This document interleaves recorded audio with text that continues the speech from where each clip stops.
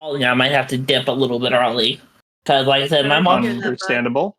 So my mom actually has end-stage heart disease. They think she has early-stage Parkinson's, and she had a heart attack a few weeks ago. Another heart attack to the point where where she lost feeling in her arm and everything. So I'm really skied out right now on the test results because the 30th she has a heart test coming up. So if that goes good, she's set to return to work. But I don't know how well it's going to go, given the fact that earlier today, this morning, I was walking behind her in the hallway and she almost fell over because her heart started racing and it started aching really bad and paining. So. Okay. Sorry to hear that, man. If you need to leave early, just go ahead and leave. But you don't need to explain to us if something like that's happening. It's a very time-sensitive thing, so if you just dip, we'll know why. Also, progress thing is I met a girl finally. Ashley gave me advice on how to meet a girl, and I met a girl. I'm not sure what. Congratulations.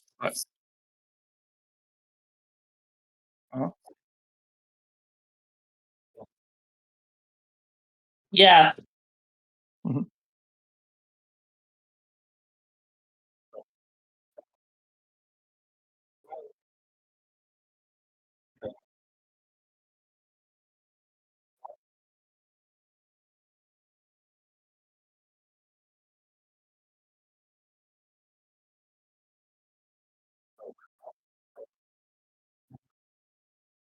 Well, welcome everybody.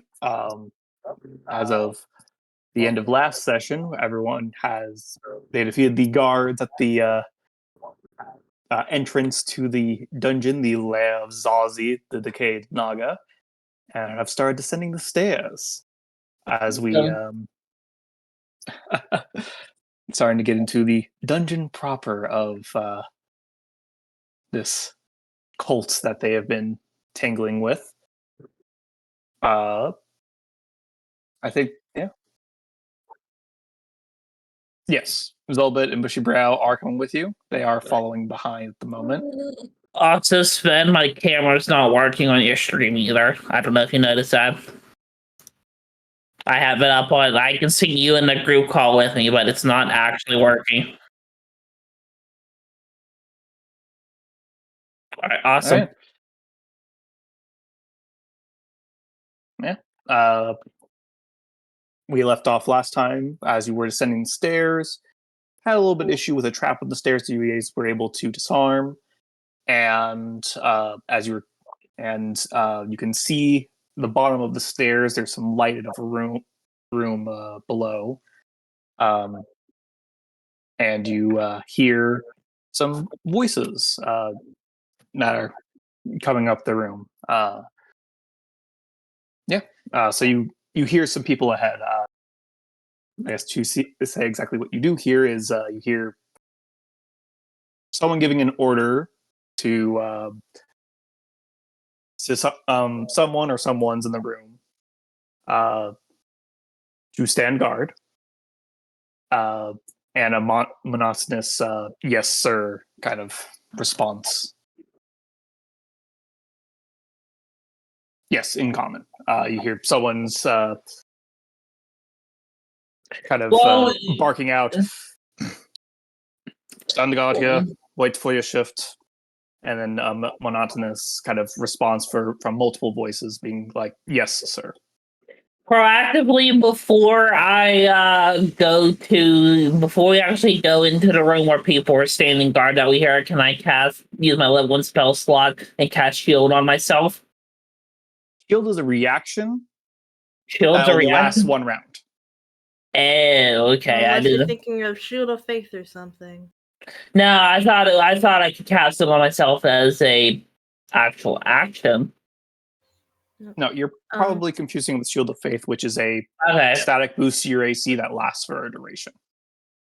Or okay. Yeah. Okay, then I totally forgot how to play my character. Don't mind me. I'll work on that quietly. Hey, Merritt is currently a lizard folk, guys. I remember that from last session. You did call that out, and we're practicing your mannerisms on the way down. Also, I had a question for you, Sven, before we started. Not Sven, Nick, before we started as well. Yep.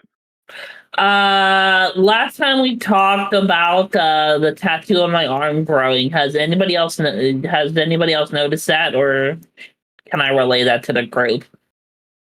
I mean, you don't have to hide it or anything. It was just something of that is up to you whether or not you would have hidden that or not. Well, I'm wearing armor, so I was just asking if it was visible or not on how you pictured it. Was it a big enough mark to be visible, or?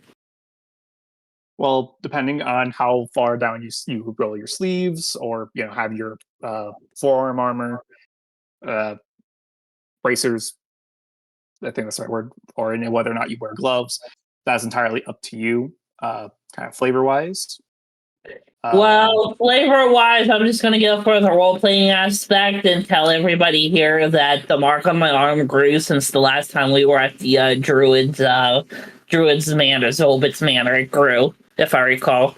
After the fight at Zolbit's Manor, when I prayed, it grew. So that's something. Yes, it grew when you leveled up, like over the long rest after you had that kind of prophetic dream.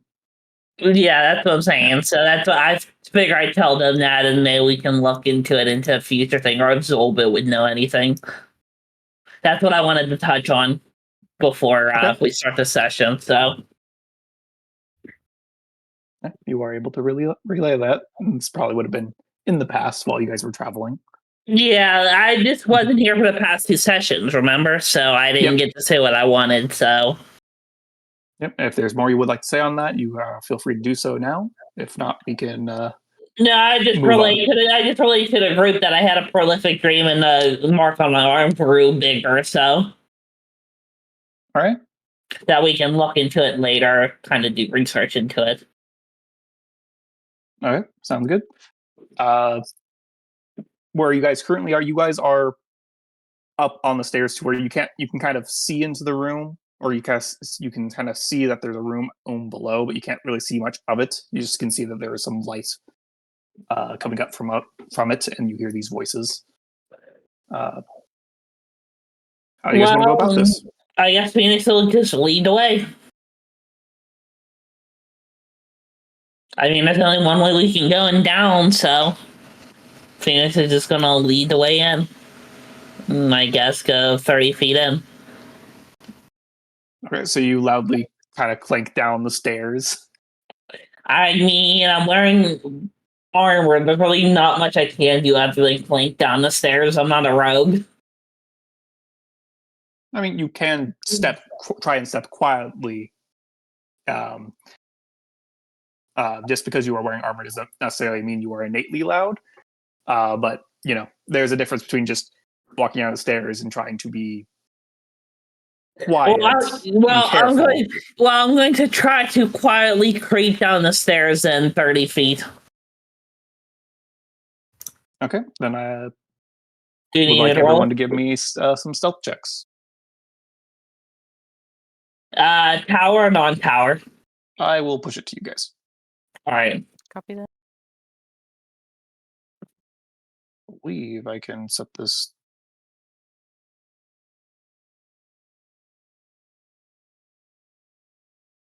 Alrighty.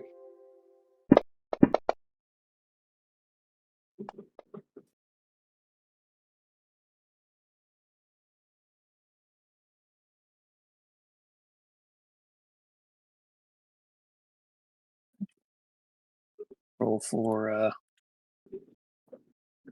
little bit of bushy brow here as they fall behind. Yes. This layer is deep within the spiked mushroom swamp. Yeah. So you guys step carefully down as you kind of come to the base of this room. Or if you guys would like to move a little bit more, you feel free. Yeah.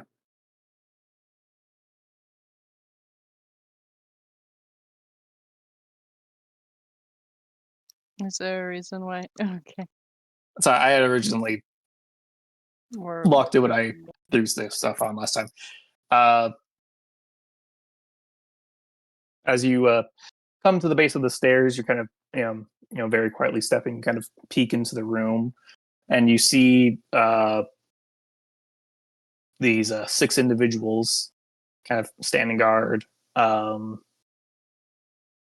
seeming to just kind of be present, but not entirely watchful. They're wearing dirty cloaks. You can see that they all have some, holding their scimitar, and others having some scimitar sheathed at their side. But they don't seem to notice you at first. Phoenix and Barnacle, as you are kind of in the front, kind of very close to, or just like kind of peeking into the room, being like hugging the wall and kind of, being generally quiet and careful.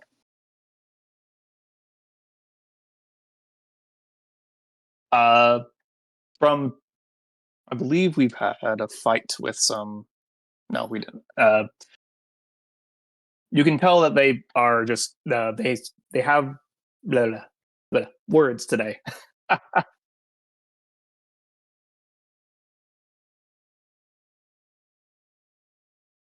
Yes, they do look a bit different from the people that you, or they look similar to the people you fought at the inn. But so Barnacle wouldn't have noticed them, but they look closer to the people at the inn, where they're kind of wearing cloaks. They have scimitars. You can see that some of them have like necklaces of kind of around their neck. But they look to be just kind of regular humans that are just kind of there. I guess Phoenix and Barnacle, as you two are in front, I'll have you guys give me some insight checks real quick. Power or you're pushing the death. All right.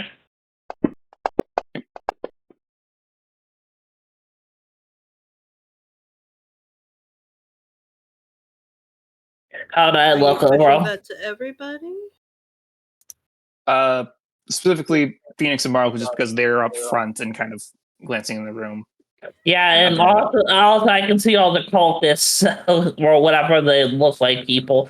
So do they look to be aggressive towards us? They don't notice you just yet. Okay. Um,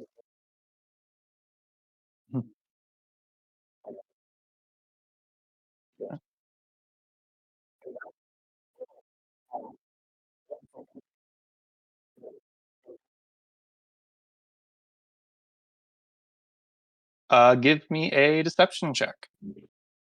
And I actually for now will unlock the tokens. Sorry.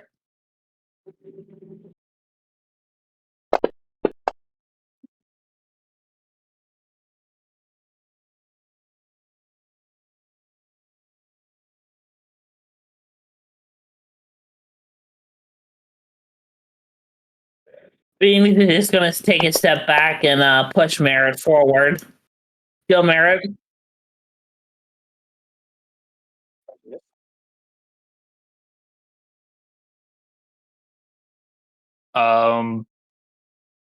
Let's see.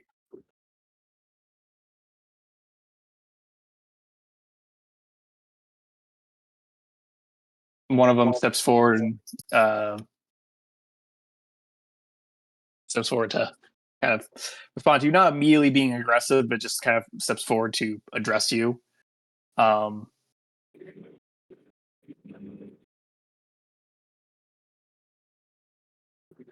We were not told we were expecting newcomers.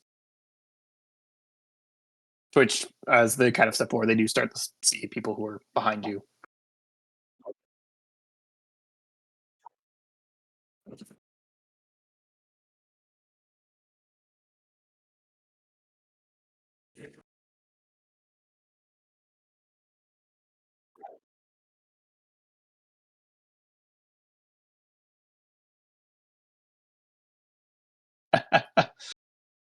um, yes, we know. Clay, the Great Zazi's architect.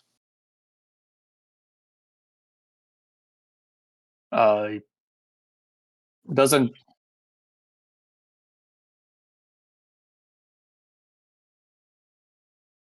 But if you have, we were told not to let outsiders in. If you have something for them, we can take it for you.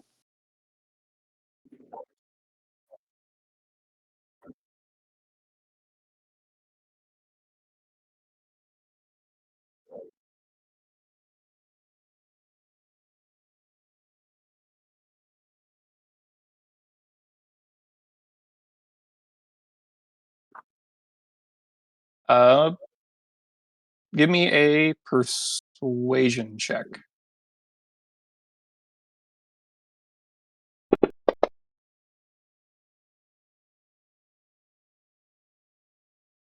Can I give him my inspiration or roll that? You can if you would like. Yes, I'd like to give him my inspiration or roll that. Hey, there we go, better. Hi.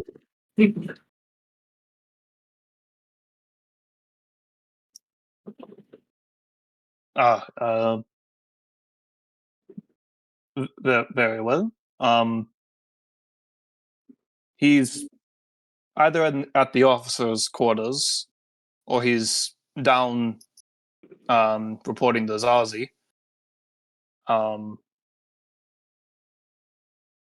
Which we if so that's where he should be. Do you require an escort? Yes.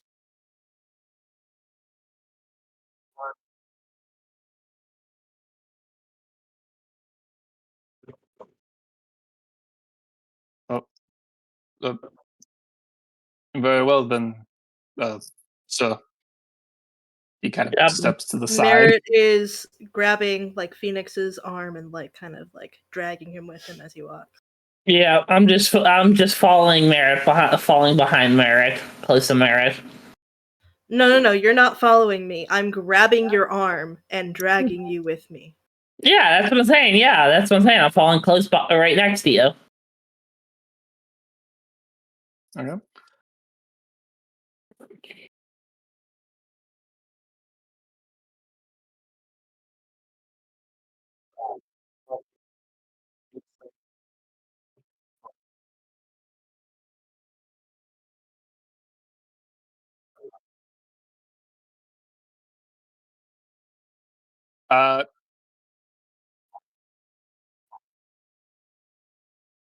You could see for he would have kind of pointed like behind him, and then to the west, like kind of southwest of where you are, when he said the officers' quarters, and then more, and then kind of southeast for when he said seeing the Great Zazi, kind of, yeah, just kind of in a general direction, not specific. I was a little bit kind of hearing what you said earlier, is kind of like acting like following Ina as if he was her prisoner, with Bushy Brown just kind of on him.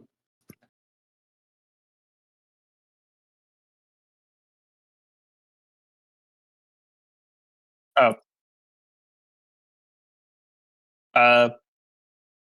Before that, if you will back up for a second, I'm just going to back you guys up a little bit. As you get here, you hear you feel one of the stone, kind of cobblestones, kind of indent under one of your feet. And I need you to give me a quick dex save as a little dart comes out of the wall.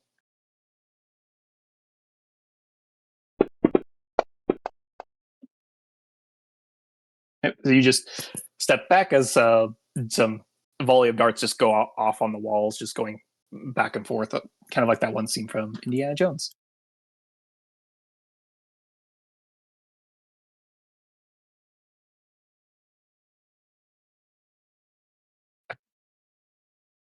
Yeah.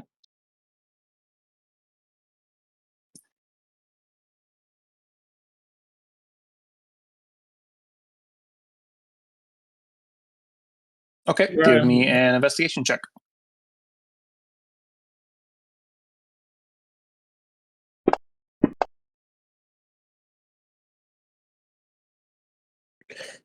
I'll just wait back here. Okay. This little bit, so you'll follow with me.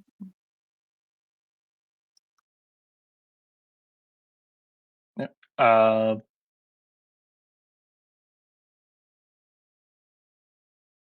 Well, Merritt's Yep, supposed to feel be free to- dragging me. Merritt's supposed to be dragging me, but I feel like I'm dragging him. Okay, well, I shove you forward. all right.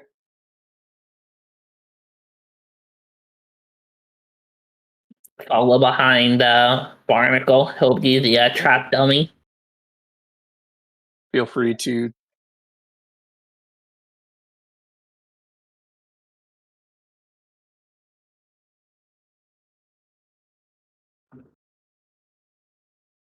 At that point, I need you to stop as you hear another click, and I need everyone to make dex saves this time.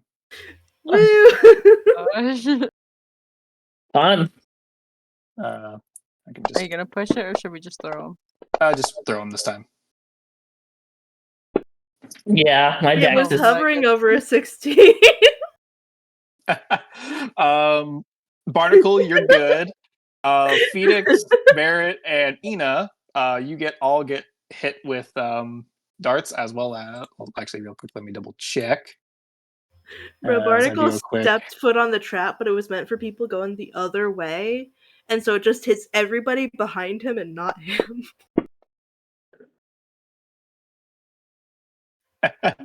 Zolbit also gets poked, as you guys all take 5 points of damage. Over and dies. I'm kidding. As absorbed by most of your 10 hit points at the moment, except for Luckily.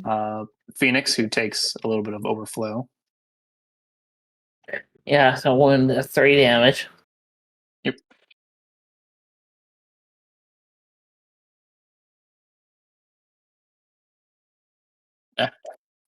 Feel free to continue. Barnacle, if you would like to do another investigation check now that you've triggered another trap, feel free. Now that you might know what they look like. Phoenix is going to do an investigation trap, but do investigation as well as possible. Right, feel free. Because I don't really think that I'm liking getting poked, so. Yep, feel free to roll one as well.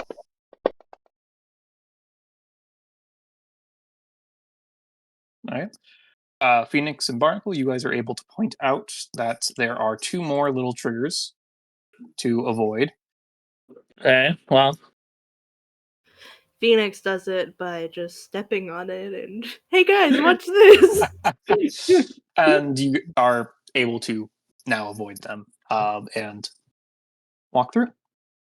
All right. We're zigging and zagging. Let's go. Yeah. You see a larger open room that has what looks to be 4 pillars kind of inside it. And from what you can tell, the walls are painted kind of mural style, depicting various events with some large snake-like creature from what you can tell from your angle. Does it look like a basilisk? Not like a basilisk, no. You do not see any creatures, no.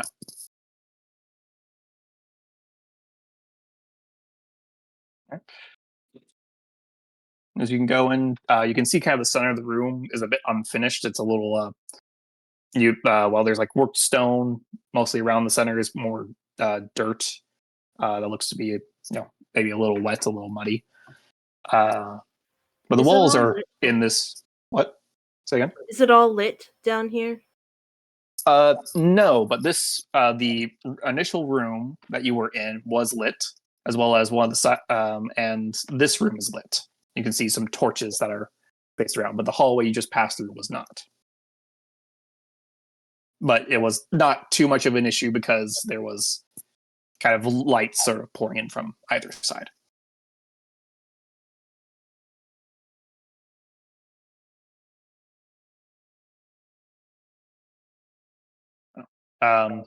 As you enter the room, you can see that the walls are very beautifully painted mural style, seeming to depict various events of a large snake-like creature with kind of like a cobra head frill, and a humanoid face.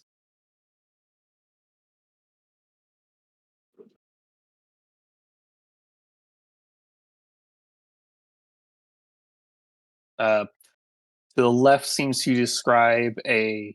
There seems to be an image of Zarzi kind of in his prime, lording over a seemingly a valley of that's kind of on fire with various bodies laying scattered dead.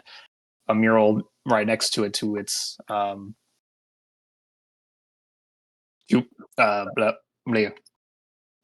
I'm struggling with words today. Apologies. Please bear with me. But no, a mural on this side, this half of this wall depicting that, transitions into another mural where Zarsi seems to do battle with a lizard folk wielding a staff with a glowing green crystal on its end. Transitions into another mural of Zarzi kind of have his flesh kind of falling away, his bones kind of protruding from the earth. Transitioning into another mural that depicts Zarzi rising back to hoard over a village, part of the staff in his chest, to then into another mural as three figures, a person with a Aarakocra, a kobold, and a halfling seeming to do battle, sending Zarzi back into the earth. Before a final mural depicts a large skeletal-like figure, seeming to take this red sort of crystal into into the bones of Zarzi, raising him once more. And that's what you see across the murals.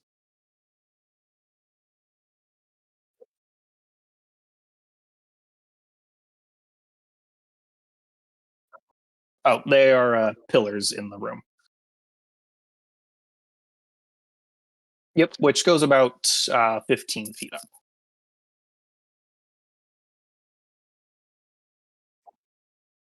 It appears to be kind of a more earthy, kind of muddy spot in this just of this room. So, like the rest of the room is more worked stones, and a lot of what you've walked on so far.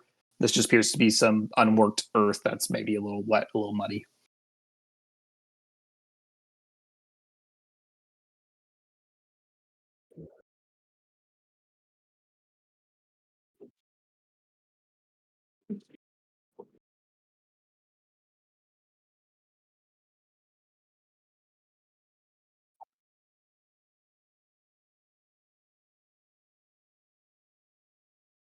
Uh, Give me a second to check, and he'll, I guess, give it a quick look over.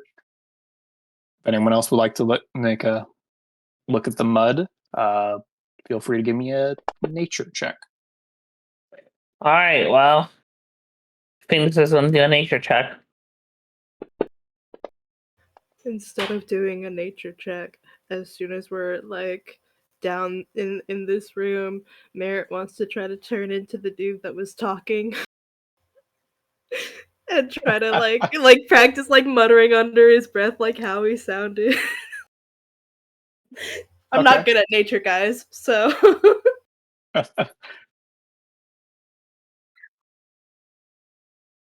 am. I mean, I can do a check, but I mean, you don't have to if you don't want to. I'm actually not trained in nature. Imagine that. Yeah, I mean, you can still Never make a mind. check if you would like. He probably has a better proficiency mean- modifier than I do. I have a +2. I have 0. It's a 0 for me. Yeah, no. Funnily She enough, this seems to be doesn't know, she surprisingly doesn't common with care. druids. Druids are more concerned with how to use nature rather than knowing what it is. they like it just works, okay, guys? Don't question it. Yeah. It's the natural way of things. Their survival is great, but their Mhm. nature, not so much.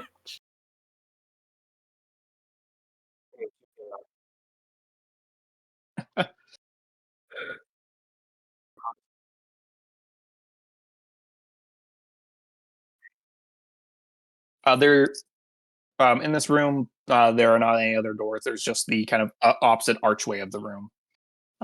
Seems most of this room has been dedicated to these murals that are across the way.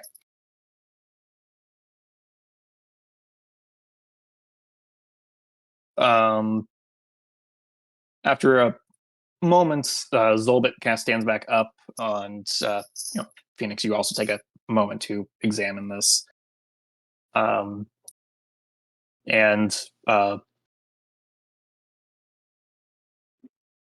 Yeah, he says,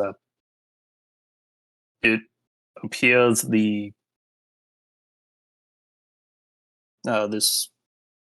mud is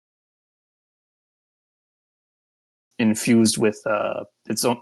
It's more of a similar to the Zazi's corruption. His the disease that he presents seems to carry this with it as well. It's a bit of a, as well as would probably try and you might get stuck within it for how the consistency is. Other than any practical use, you could probably try and pick it up and chuck it at someone, but just be careful how you handle it.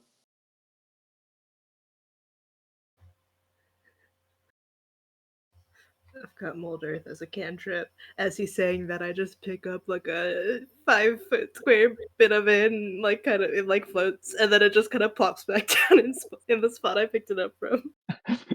You just you just take like a whole big square out of the center, just rise it up, and then just splashes back down.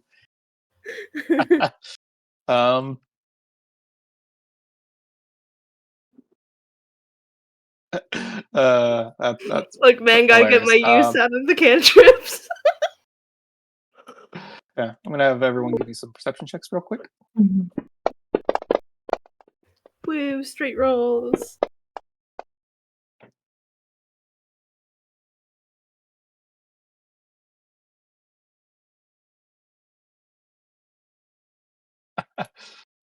Merritt, you noticed something. Give me a quick second. Oh shit! I noticed something, guys. Hey, you didn't even notice the mud. You didn't even notice the mud. So I mean, I wasn't looking at the mud. Okay, I saw it and I'm like, huh. Everybody else was gonna figure that out and focus on more important things. Obviously, Merritt, are you supposed to be a lizard folk? he's not anymore. He's a cultist now. Oh, okay. Look, guys, you like look away like every couple minutes and he turns into something else. This is not a surprise. Listen, we're waiting for Jeff, the guard, to come back. It's Cal, actually. Cal, the ginger guard, yeah. And there's a time and a place, and right now is neither of those.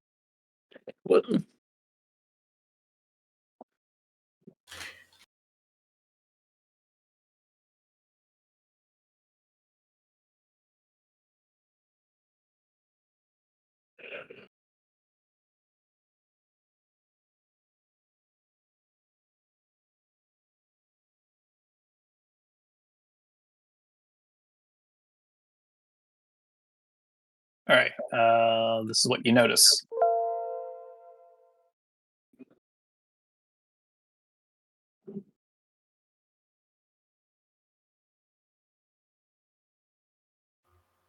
Do with that Wait. information what you will.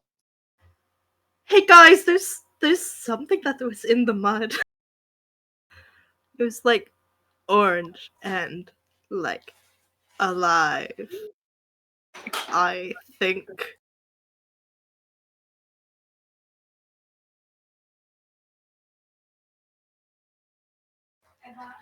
I'm sorry, my immediate reaction to that is okay. No. So The Phoenix just casually. Like it moved when I picked up the mud.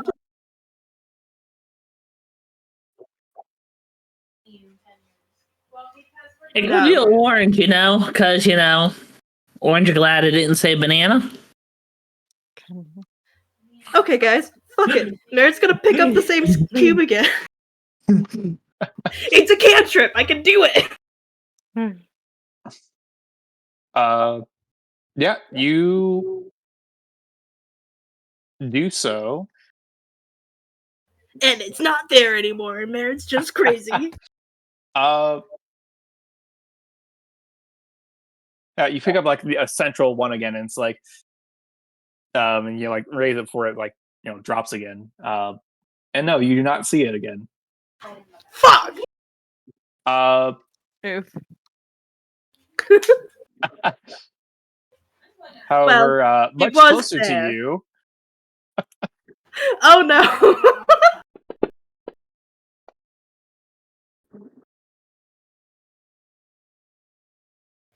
coming out of the mud, that orange texture, like right next to you, this little bit of moving orange mud question mark comes out and tries and grabs around your leg, seeming to crush it a little bit and and dealing a little bit of acid damage and mostly trying to crush you. As I need everyone to roll initiative.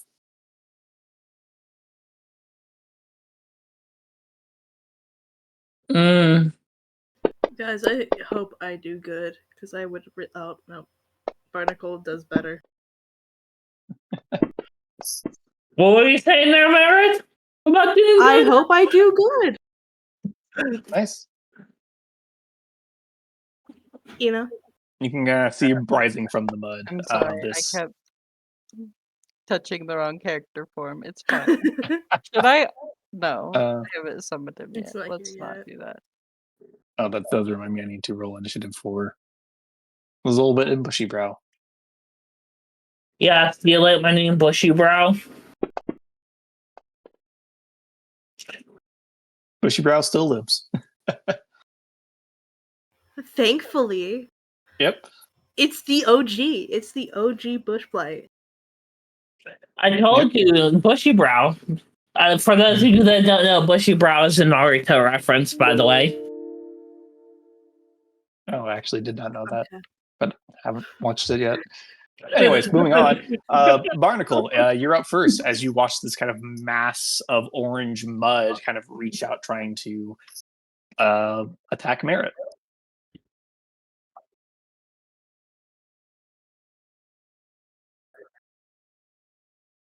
Give me a history or arcana check. Or nature, I guess. I was gonna say, if you do Arcana, can I give him advantage in Arcana because I'm specialized in Arcana? No, but on your turn, you feel free to roll yourself. All right. All right.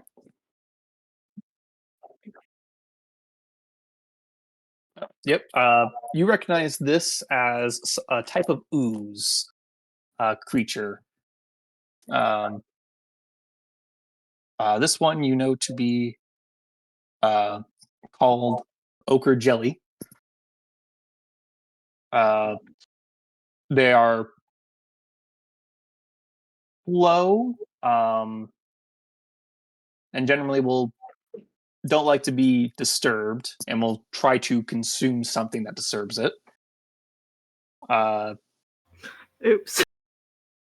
But if you can, kind of like get little bits off of it, makes for a good and prepare it right, makes for a good dessert. Also, I redeemed the name. So when I name it Uzi Q, by the way, it named Uzi Q. Okay, I will rename it. Yeah.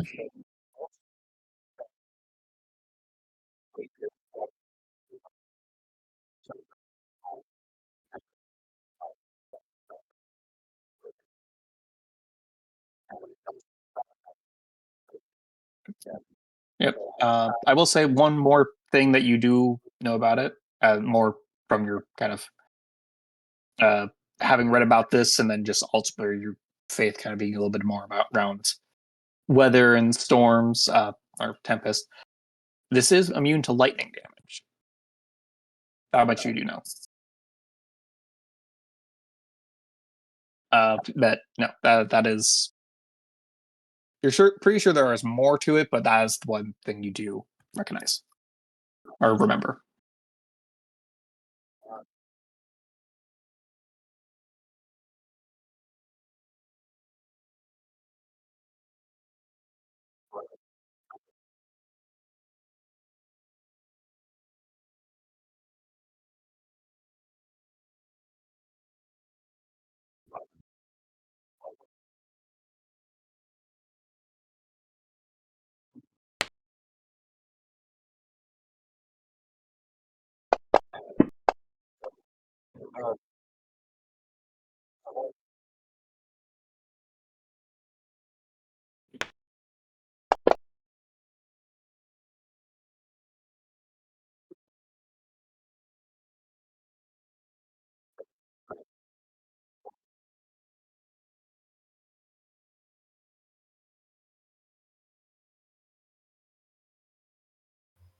Okay. Yep. Well, we're probably gonna fight things again.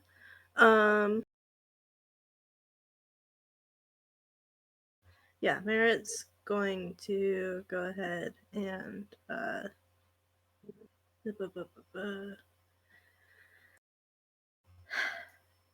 well, if he's trying not to be loud, I guess we really shouldn't be loud. Okay, Merritt, as his leg is grabbed on to by this ooze, like this cool blue armor starts forming over his skin, as he casts his mage armor. Actually, no, that gives me temporary hit points. Oh, yeah, I do have. Okay, I don't have any temporary hit points left. Okay, yeah, he's doing that. And then he's going to go ahead and jerk away. He's gonna move away. Oh,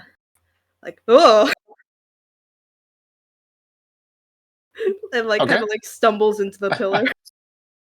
It kind of tries to keep reaching after you, kind of like holding on. So we'll take attack of opportunity.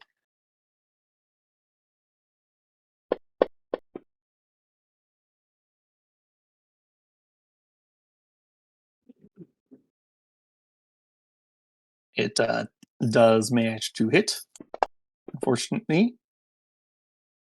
Okay, and it takes 10 cold damage.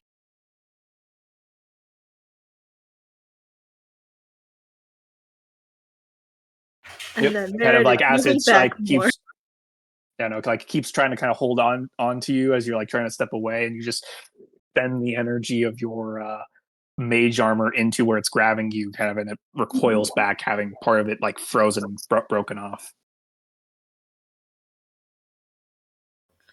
You guys, I still have. Yeah, that thing hurts so much.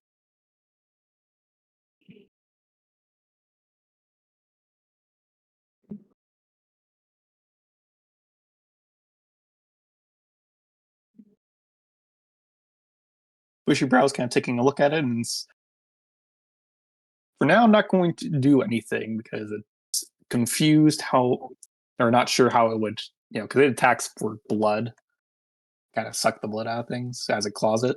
But this thing doesn't seem to have blood, so it's confused. It does apparently still taste good, though, is what you just said. Yeah, I mean, it prepared right. It can make a good dessert. Yeah. This will slowly kind of move forward. Part of it's starting to come out of the little mud pit now, towards Phoenix, and we'll try and make a attack, kind of reaching for you, kind of whacking at you. But you're able to easily just kind of bring your shield up and kind of deflect its reaching little pseudobod. Yeah. And this little bit, who is also going to back up with Bushy Brow just kind of on him, and is going to blast him with a little cantrip.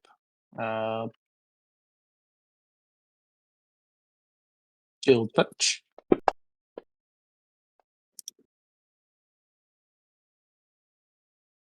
That's it. A little damage. Nice. Max damage on the cantrip. Love that for him. That brings us to Phoenix. Alright, Phoenix is just going to take out his spear, stab it, and use his polearm master attack to bonk it. All right. Roll your attacks. Alright, so target that. Left control. Sorry, a target. There's a Q. We're gonna roll hit. Roll the 25 Nice. critical hit. Yay. And then roll spear damage. All the dice. All the damage. 16. Okay, and then we're gonna roll Polar Master attack. Whee! 15. Hit. And then we're going to roll more damage.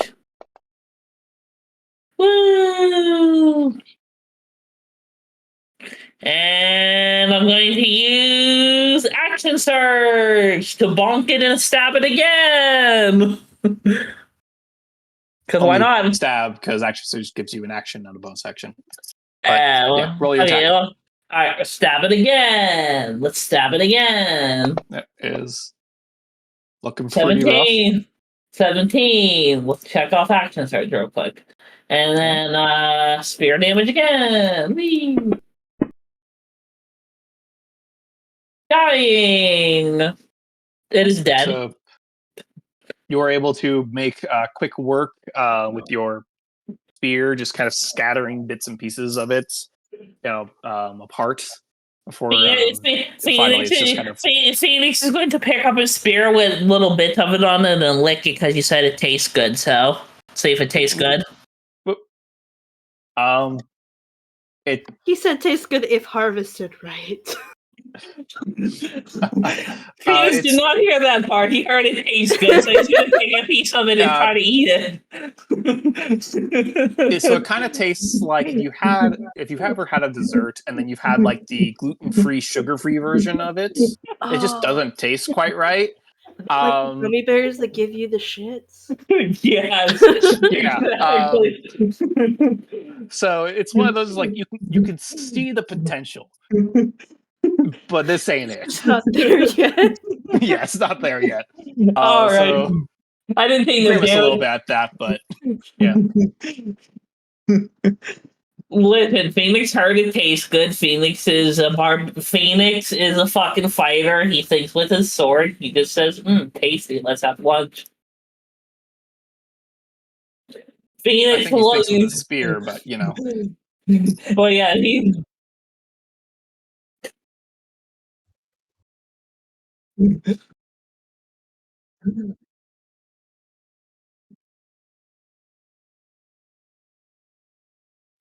Does Ina hear anything? Does she think they're coming?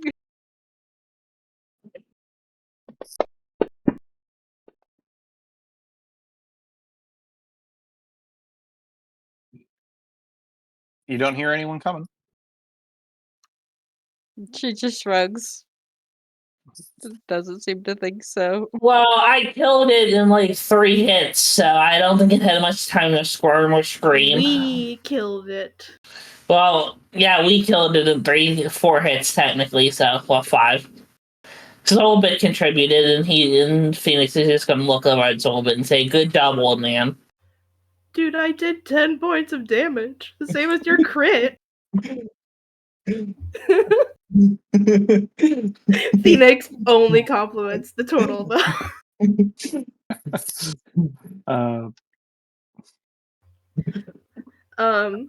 Well, this is above Zolbit's pay grade, technically. Zolbit's like a 900-year-old turtle. The man probably hasn't moved from one spot to another in like 300 years. Dude, this is exactly his pay grade. He asked us to do this. With him. Nice. You get your bolt back.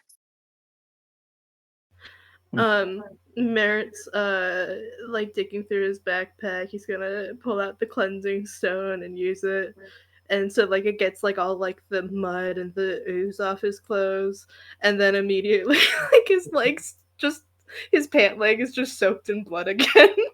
I was gonna say, Phoenix is just going to bottom dive into the mud and roll around like he's rolling around in bubble wrap. Why? I will point out that you do know that the mud carries the Z's for Zarzi's corruption. Yeah, so I'm going to roll around in it and go hug Merritt. Hey Cool, man, give me I've a got the con thing- save. Yeah, I've got the thing that gives me advantage on the con save. Have fun with that. Actually, I think it makes you immune to disease. Oh, is it immune? That's Yeah. better. Do I need to make a con save? Yes. Oh yeah, I'm immune. Okay, yeah, come hug me. Okay. You do. Yeah, it's not to contract it. Oh. I would have. That should have been seen, but Phoenix lives by water will never let him know your next move. God, for sure. Barnacle, as you're checking out this, through this archway, you can see there's a hallway that goes to the east and west. Give me a quick perception check as you kind of listen out, because the hallway is dark. Do you have dark vision? You do not. So you're listen.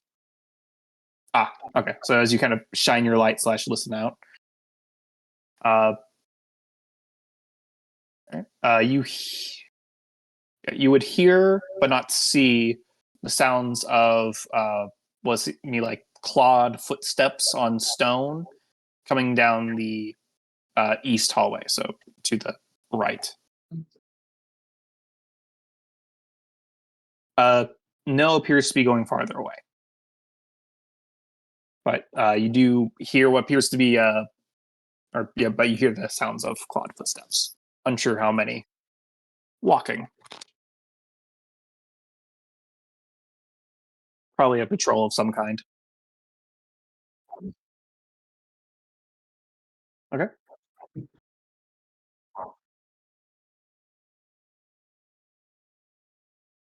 Alrighty. Barnacles keeping watch. Anyone else doing anything? Ina, you doing anything? Not in particular. She's just tagging along. Is the ooze visible on top of the mud? You can. It's kind of not quite melting. It's more kind of scattered. It's more so rather than like a red splotch, it's kind of like an orange spot. It's kind of mixing with the mud there, but there is like little bits and pieces that are been like scattered around the area from where it was mostly where it was attacked. So like there's a little bit on the pillar right next to it, and then like some just kind of splotched on the stones around it outside the mud. Can I use mold earth to like cover that up? To like bury it in the mud again? Yeah, give me a Arcana check just to see how well you do. With your spell casting modifier, I'll say. Wait, how do I do that? So go to your skills where Arcana is, Oh, okay. and Okay. change the stat to your spellcasting modifier.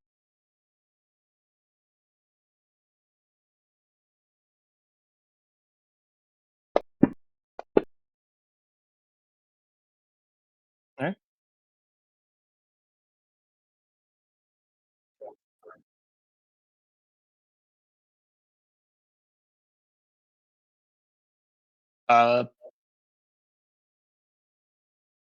I will say, just as you take a better look, just with your passive perceptions and such, you can see kind of at the base of each mural, just like at each different section, there seems to be like a little stone button thing at kind of the base of each.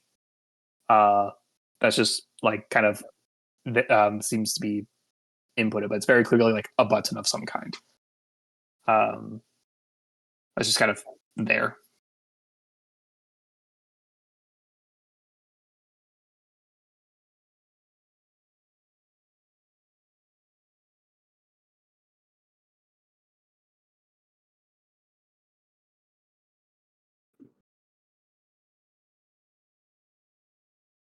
Merritt, you are successful in kind of getting rid of the ochre or the ochre jelly ooze. That's good to hear.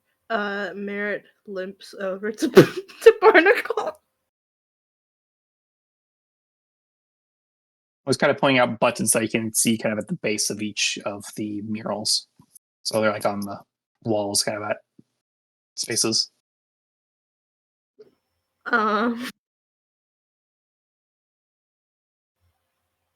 Merritt, he's asking for my expertise, so I want to like do like Arcana and see if they're like if they do something like magical. Yeah. You going closer to kind of inspect one of them. You can see that there is.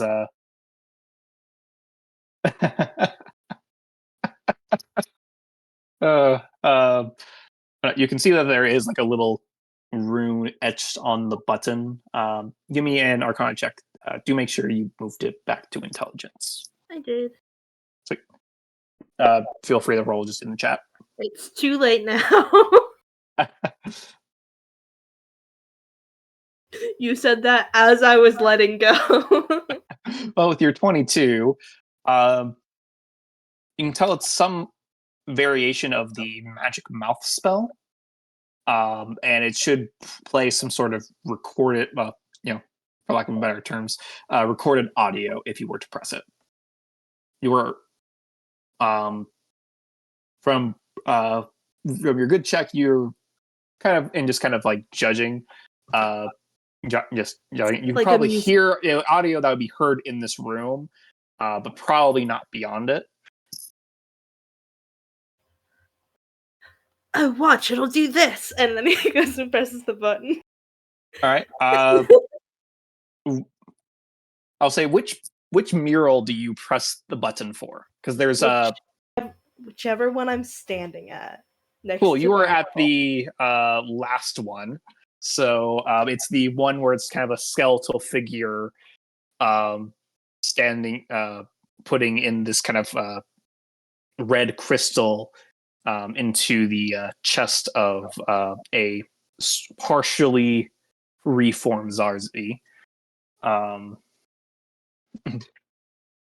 as you press the button, it's a grand voice, is heard through the room, stating, "But that was not the end for our great master Zarzi, for he had another benefactor who saw his greatness and gifted him a new heart, a new chance to bring his greatness to the world." And that's it. So as you can see, they're like some sort of like museum tour guide or whatever. They're telling you what the mural's about.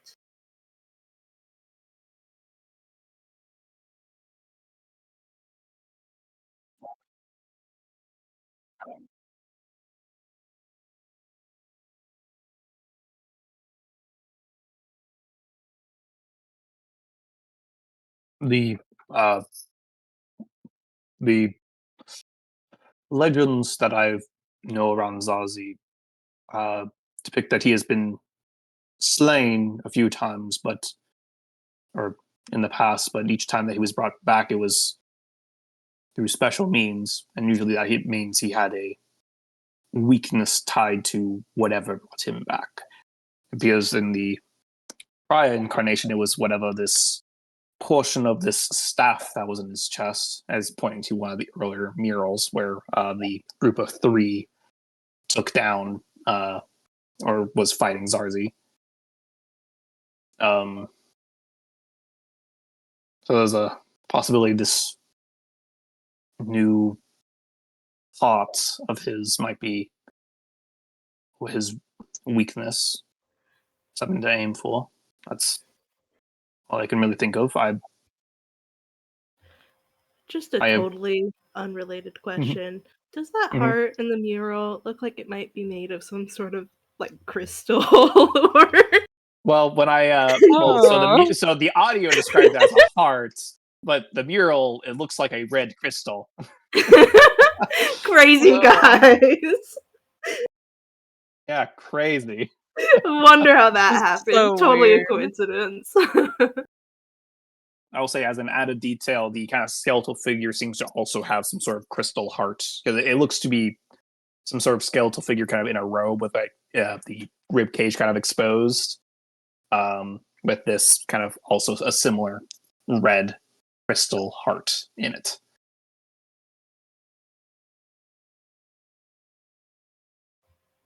Huh.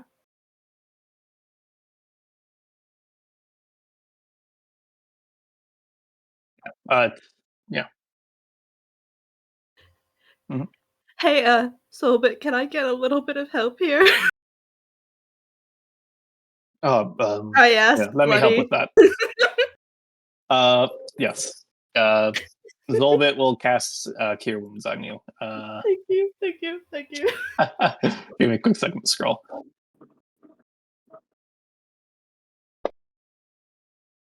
Oh, sweet. I rolled max. That's awesome. Guys, I have one wound. This is great. Yeah, he kind of reaches out some of like the moss fungal bit kind of coming off of his hand, and kind of wrapping around your leg before kind of glowing with a soft green light before kind of fading away, your wound healed for the most part. That's so cool. I wish I could All do right. healing. And Merritt's still got the cleansing stone. He's gonna go ahead and clean his pants Yeah. that are soaked in blood. And then he puts it back.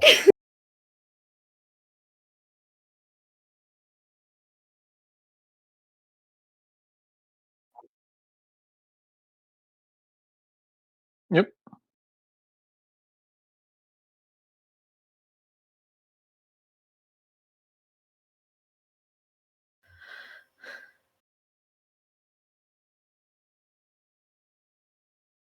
Okay. Yeah, Give me a investigation check.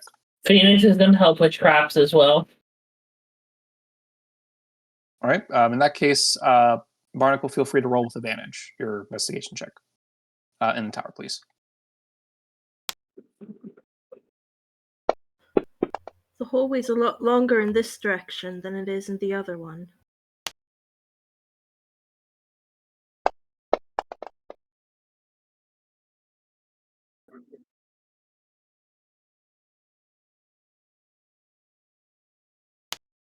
I can push it to you if that would be easier. Oh, there we go.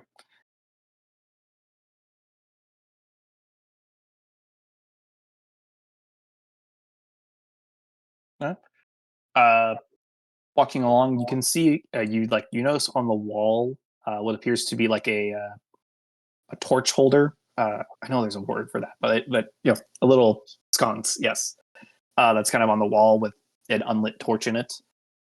But you can notice that it's the sconce is like slightly turned, and just from what you can tell on the wall, it looks like it's kind of turned often, because there's like some scratches around where it's is on the wall.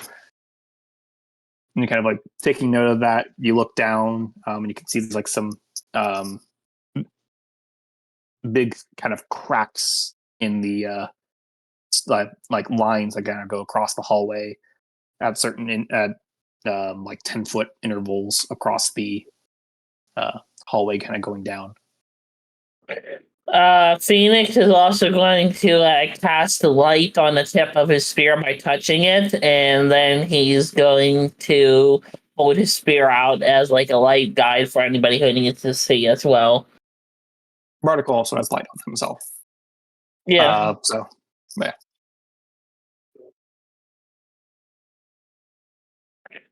Gons? I'm confused. Yeah, I can. Yeah, let me come up and grab it for you. There you go. Yeah, he'll turn it.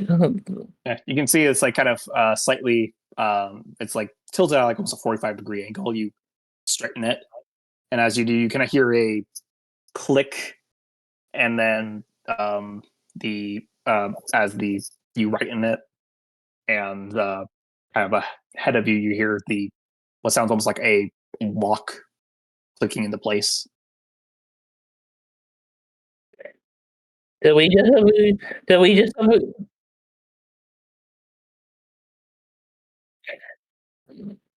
avoid the giant boulder falling trap like from Indiana Jones?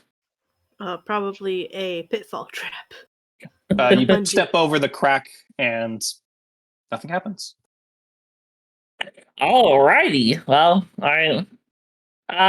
Can you also give me a light as well on the tip of my spear if I cast light as well? You have it on you. There you go. I used my light cantrip. It's You on. appear to have the light effect already on you. I do. So- Since when did I cast it? It might have been from last time, but It probably was. so it's all good. Light is only like 20 or so feet. So if you're still having, so that's why your your sight is still limited. It's fine, guys. I've got all the sight we need. Yep. As Also, the one person with dark vision. Also, I just realized my spear is bond that I could chuck my spear at the freaking thing and call it back. I didn't even know that was a thing. I just read weapon bond. It's a Surprise. bonus action to recall it to yourself, I believe. Yeah. As you kind of come to this end of the hallway, you can see there's another sconce that is on the wall that is also kind of straightened but unlit. But You want me has to- similar. Well, I'm 6'6", so depending on how high it is, I might have to turn it. Or I'm 6'1", not 6'6". I'm 6'1". But depending It's on how about high. it's about head height. It's not that for you, Phoenix. It's not terribly high. But it is. Well, I'm saying I don't know how tall Merritt is, so that's why I said if Merritt can't reach it, then I'll have to turn it.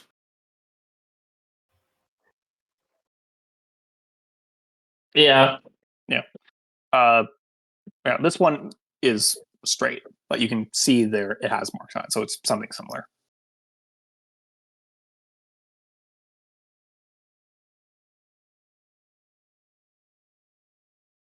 There.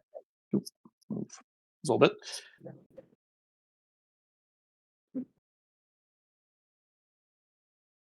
Yeah, but you can see that this hallway seems to turn around the corner, but in this, but in the corner here, in case it's not fully obvious with the map, I know some of my walling's a little jank. There's a door right here.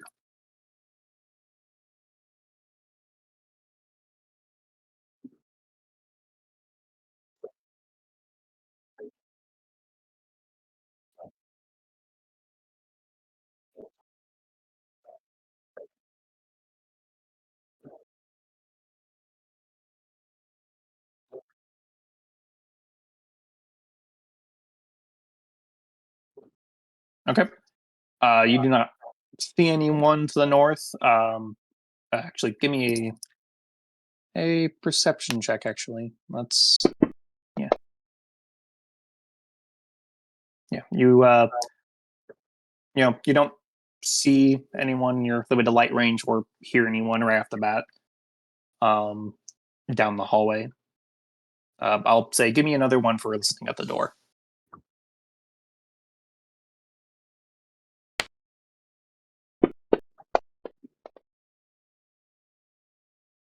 Okay.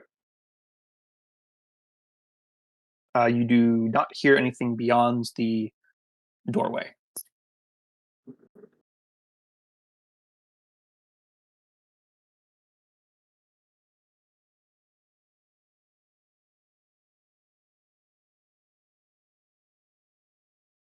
It is unlocked as you turn the handle.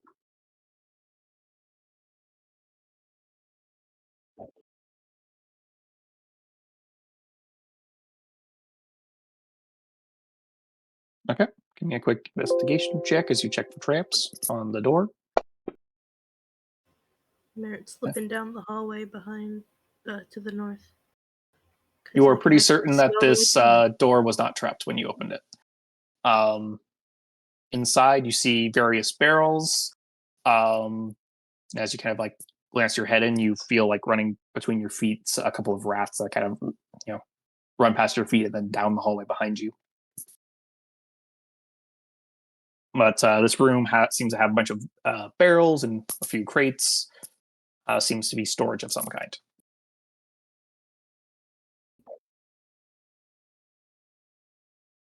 Okay.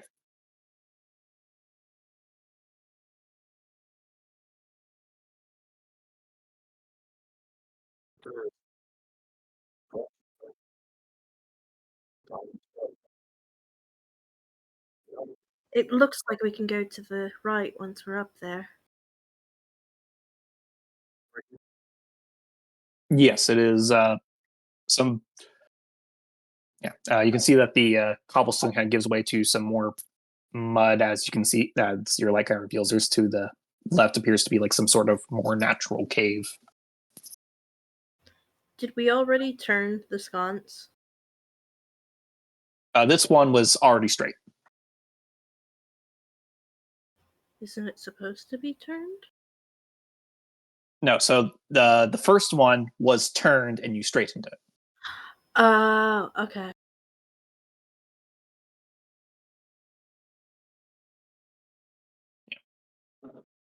Does this mud look like it's like a thin layer or like it goes deeper than that? Like I'm thinking like 2 inches of thin.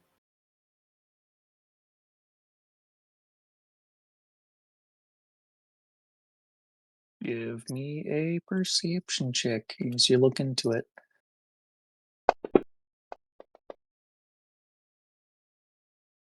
It's a straight roll, so Yeah, from what you can tell, it while it appears to be like more natural, just dirt and earth. What part of it looks to be muddy is thinner, but it's so it looks to be just slightly muddy. Maybe just be a little slower if you were to try and run through it, but nothing like the kind of mud uh, pool that you kind of encountered earlier. It's more dirt than mud, if that makes sense.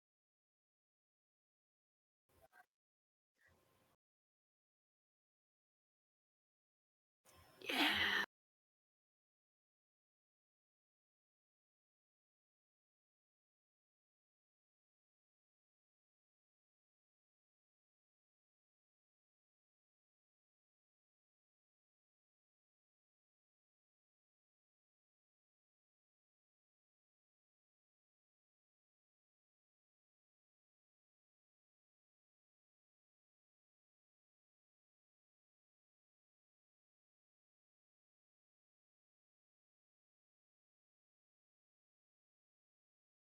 Mhm.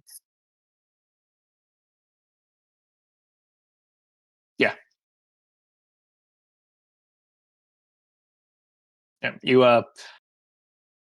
kind of from the force of the geyser kind of blow away like this top layer of mud. Lower layer of dirt is now soaking wet as well, but you kind of can reveal more rocky um, dirt that is just now soaking wet. But all the mud kind of gets just jettisoned off the top of it.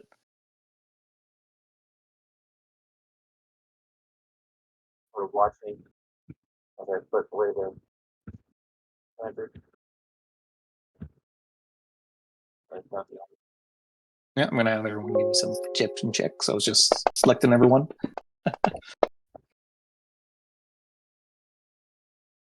All right.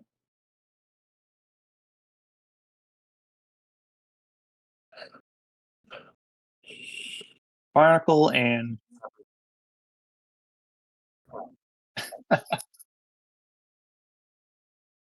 yes. No, it doesn't appear there's anything underneath the mud. Um, It's good to check though. yeah, yep. Uh, but you do hear the sound of some water. Phoenix and Barnacle hear the sound of water being kind of disturbed off to the left in this little kind of over this way, as if like something just got like startled and kind of splashed a little bit.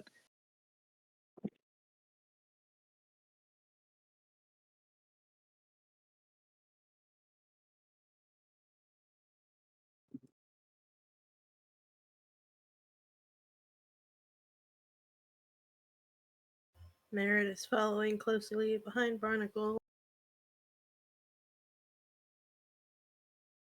I have to head off, unfortunately. So Totally I'm gonna. understandable. Have a good night.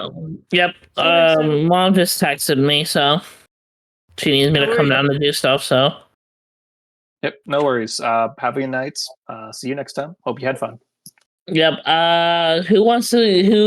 one do you all want to take of my character? Feel free to if you want to.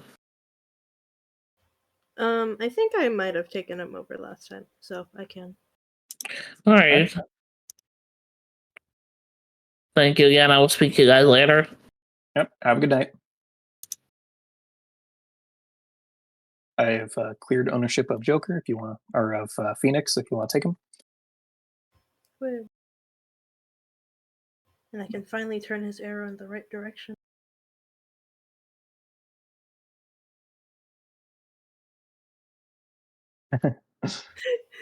Yep. Look, it's just a little thing I've been noticing all night, okay?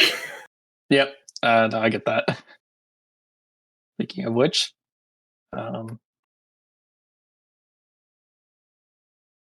Beautimous.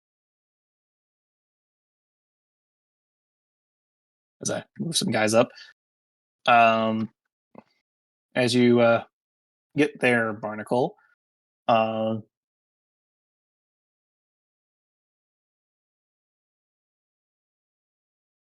you notice in the water one of those serpent folk, kind of in the water, seemingly kind of like holding a decently sized egg.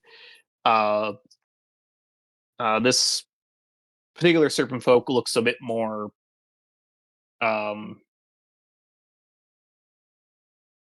jagged, for lack of a better word, or where his scales all seem to be a bit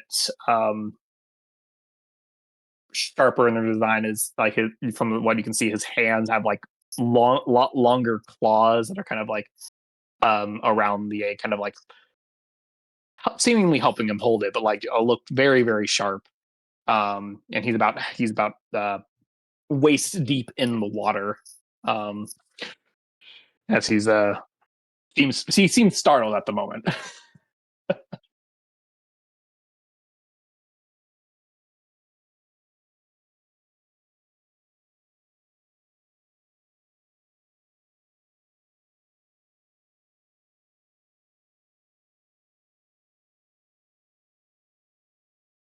Well, all of the snake people that you have personally encountered have you've been in conflict with, but I guess it's up to Barnacle whether he denotably thinks any given race.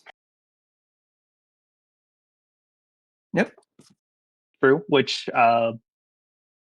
generally in my world, not and like nothing of not everyone of a single race is considered evil.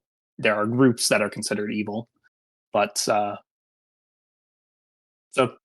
yeah.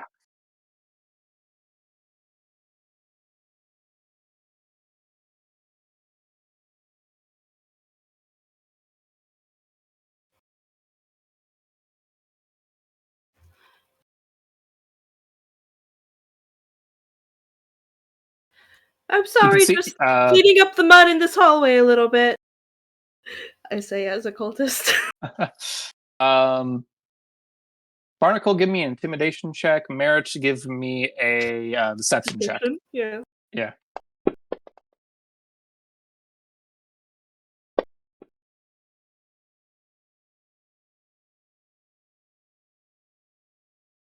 Um,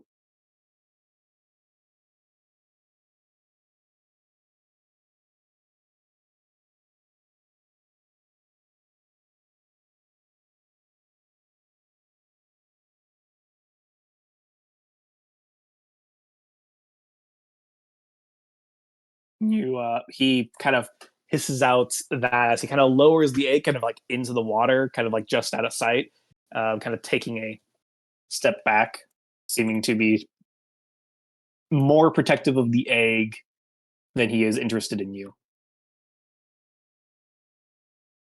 And Phoenix says, we should Uh, go.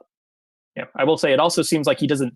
He gets the vibe of what you're saying and is very much like backing off, but doesn't seem to fully understand your comment.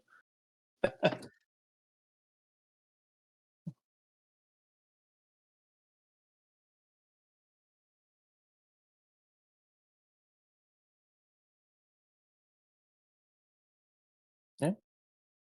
As you move on, let's say you do something.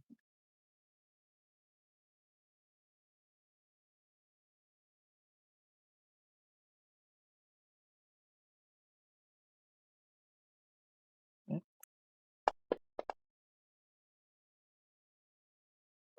You watch as Zolbit kind of eyes the snake person, but he does not make any moves as you guys move past. Oh, sorry, didn't mean to grab Ina, but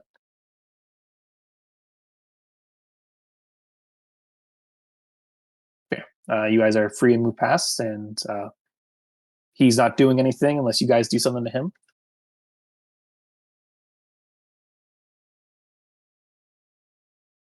Okay. Nope. Itch.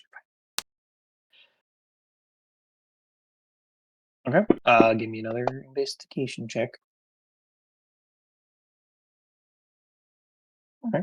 You don't find any traps kind of in at the moment as you are just kind of leaving, kind of approaching the intersection. You aren't seeing any obvious signs of traps, pitfalls, spikes, or anything.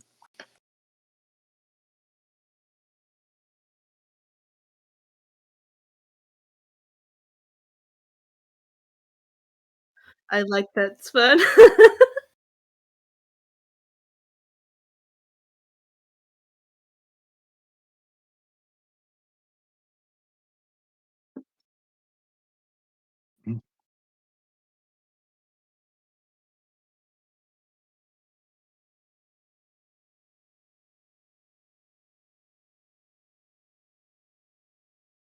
You see.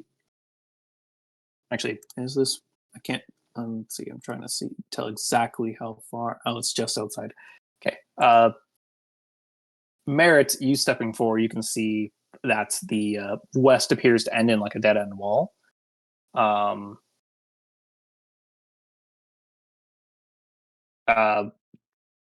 between Barnacle, with your, let's kind of apply your investigation check to this as well. You could see there appears to be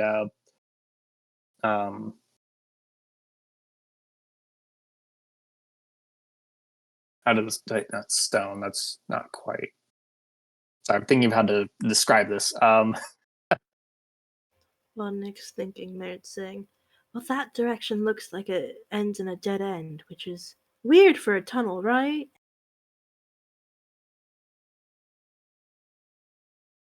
Yeah.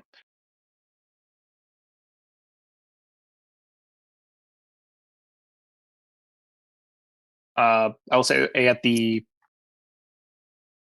on the wall, about here, there does appear to be like another wall sconce uh,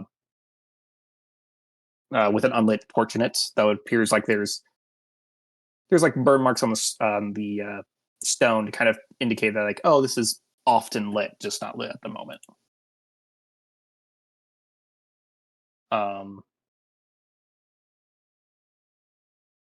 And there's another one at the end of the hall to the or like right here.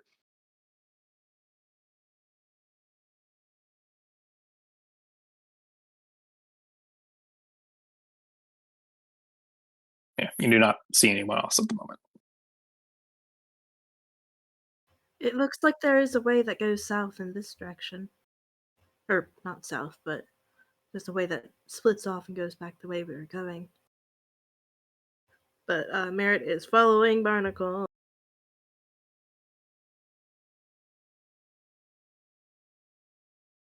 I always turn the arrow in the wrong way.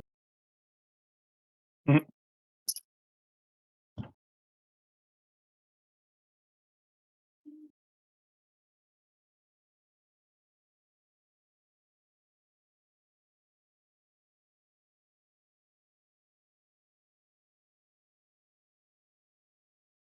Mhm.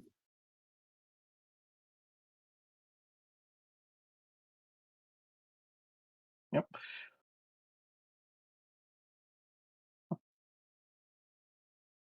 As your prior investigation checks still kind of applying to this area.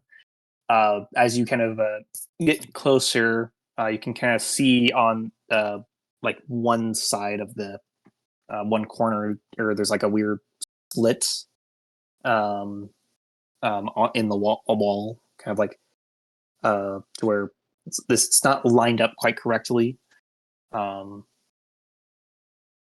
Think that the wall might be a false wall of some kind.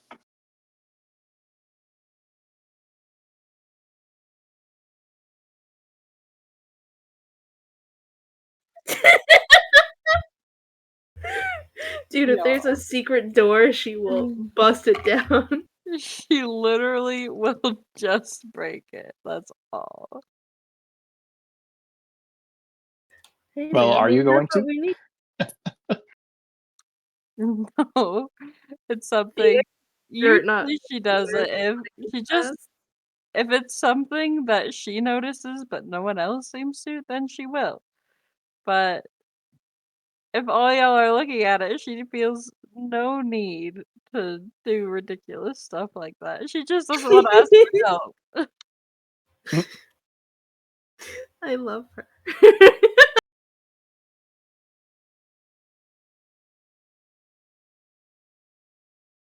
All right. So what you're doing, you can tell it's a false wall, but you at the moment are unsure how to open it.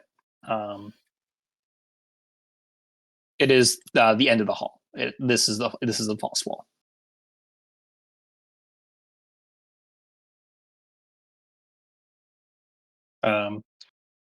If you would like, you can give me some investigation checks to figure out how to open it, unless someone else has a different idea.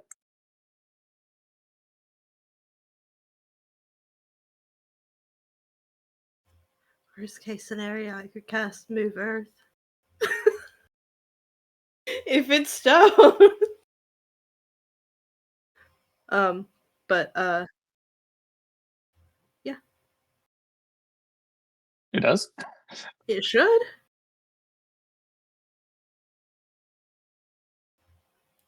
Stone is Earth. Well, there's a difference between dirt and You choose a portion of rock. dirt or stone that you can see within range. Okay, yeah. I did not mean to hit that twice. Nope, totally all right. Some things like will specify like solid rock or not, but just double checking. But okay. Merritt gestures for Bonarcle to go look at it because he seems to be a lot better at this investigation stuff. He'll look too, but he thinks that Barnacle should go.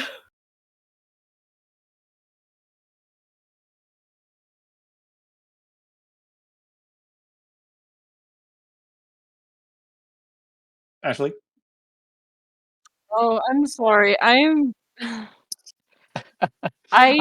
you explained it, how Ina react, what like would think, but like how does Ina react? She probably like shakes her head slightly, but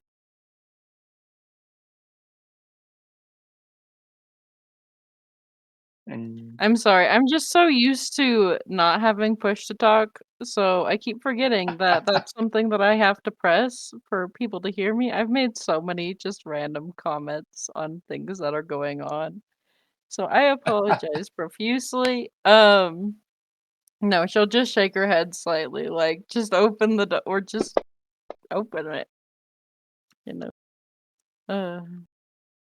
She doesn't know how to open it. She can try to break down the door, but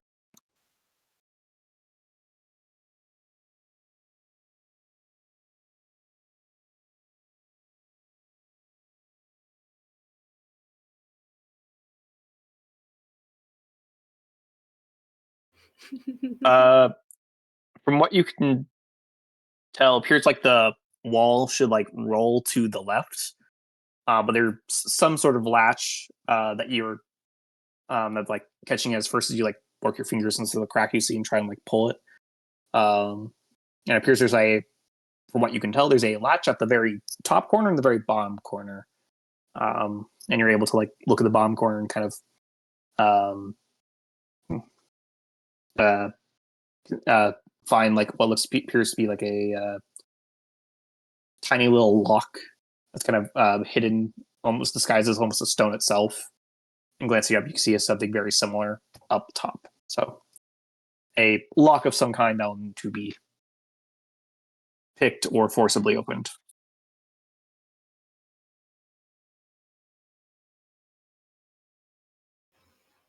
At the very top, Merritt just kind of casts Mage Hand and uses it to push that stone.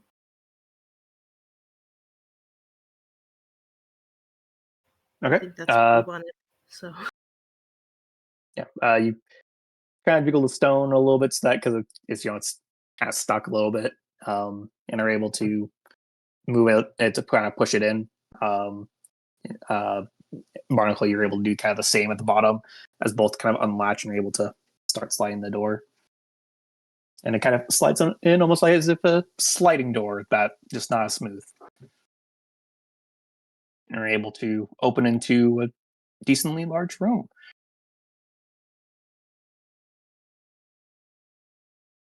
Yes, actually, it is about that time, and this would be a good stopping point.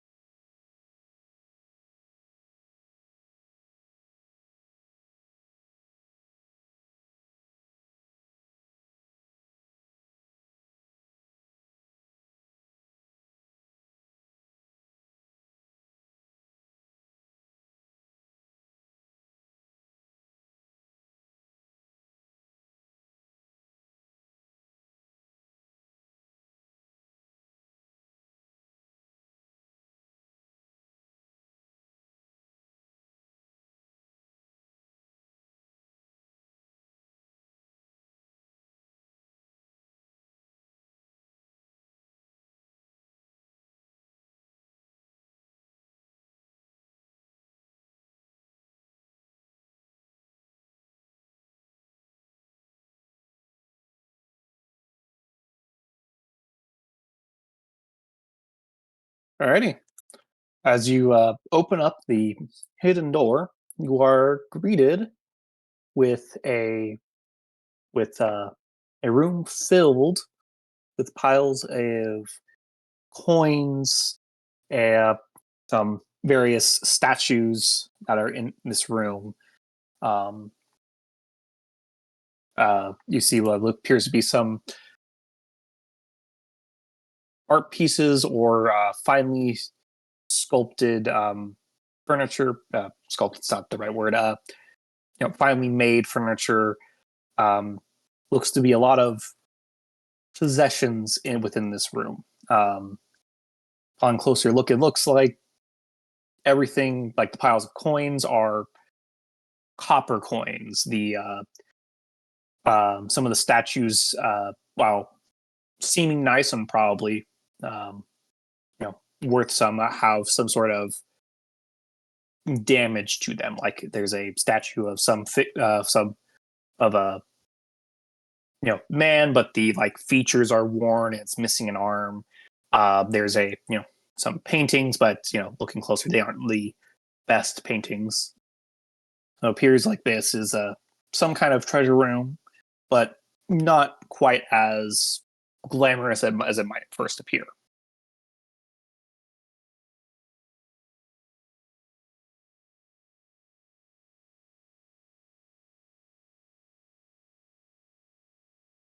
Glancing around, some of the items in probably the far corners look like they might have a little bit of dust, maybe a little bit of a starting of a cobweb on them, but for the most part, everything looks relatively new.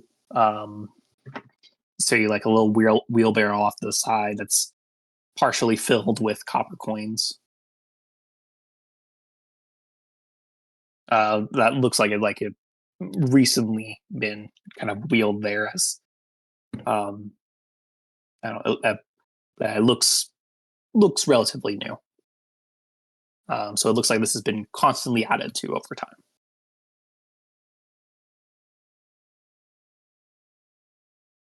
It does not appear like there's anyone in the room besides the treasure.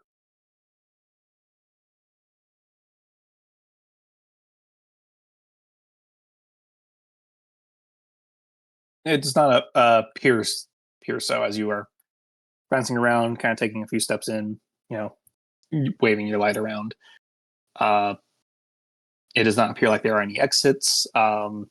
Just appear like there are places for torches to be on the walls, but no torches in them, just sconces. But for the most part, it appears to be just a storage room of some, or like a treasure room for this sort of lackluster treasure.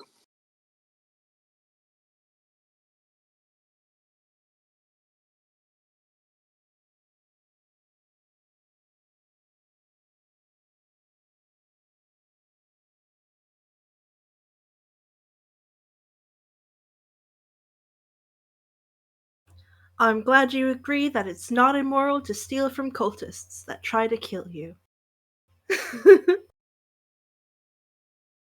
And Merritt's like, yep, that's that. I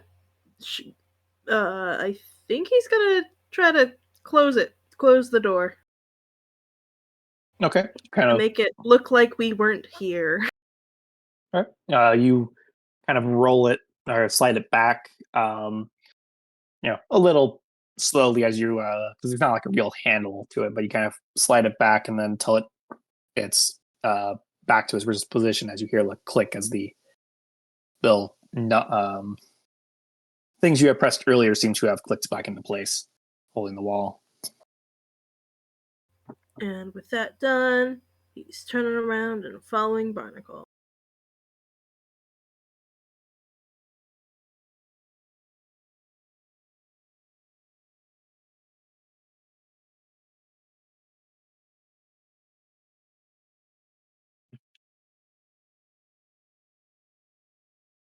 As you guys are kind of starting to walk away, Zolbit would pipe up. Would expect being as vain as Zazie would want to keep the treasure closer to them. This must be what he's not as impressed with. So this is the subpar treasure room? There's only so much that a common villager would have. But yes, that's probably what I would hazard a guess.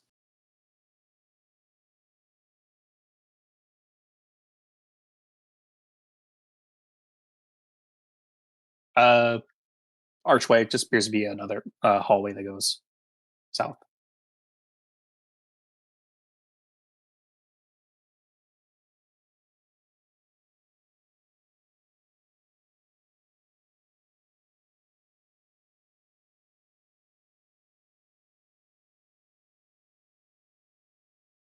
Before we go down south, Merritt's gonna peek around this corner up to the right.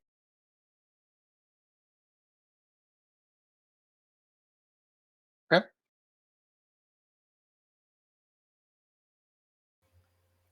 There's Give me door. a perception check. Me? Yeah, because I mean you're the one that's glancing that way. Barnacle as That's well, true. since you are also there. I can also, I will note, see all the way down. Yes.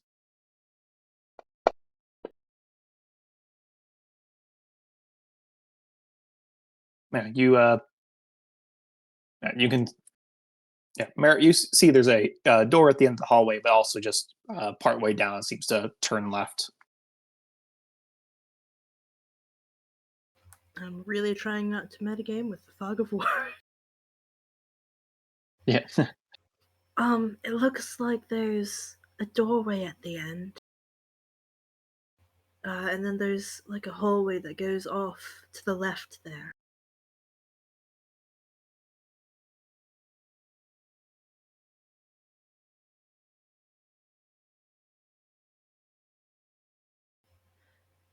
Man, can I roll like survival to see if Merritt knows that might lead back to where we started? Sure. It's a straight roll, so. Oh yeah, he has no idea. Yeah, you have been completely turned around. Yeah, we're underground. Look, You were man, very far away from where you entered. Yeah. We're so far away. Look, he's been in You walk libraries so much. that are more confusing than this, and he's gotten lost in a library for like a day or two. Like, Yep. Barnacle, if you're still keeping an eye out for stuff, give me an investigation check.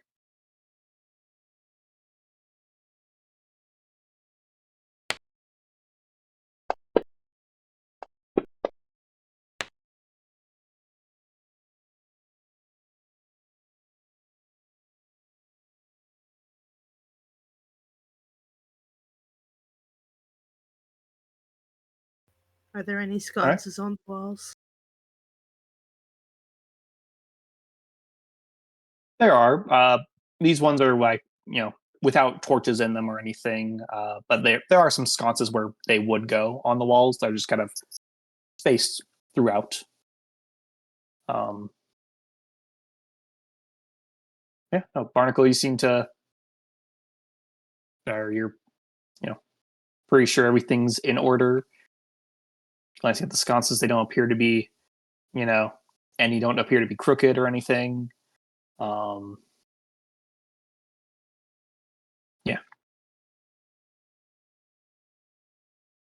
Good to keep moving. Oh,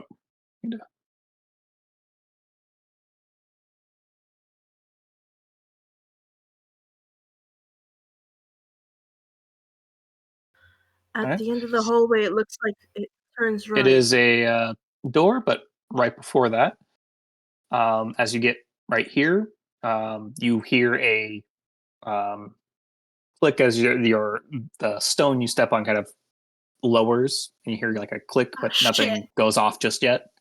It's just that the appear to be on like some sort of pressure plate, because there was a very noticeable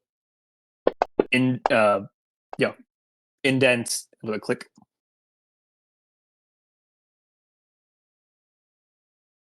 Okay. Uh,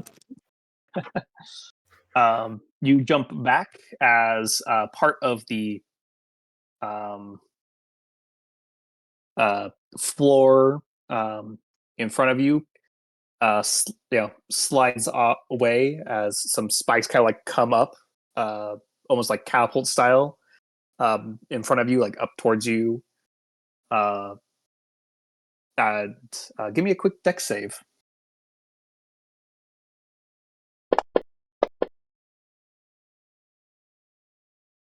You actually manage to jump back far enough in time to not be hit by the spikes as they kind of come up and would have just full on hit you right in the face had you been standing where you were.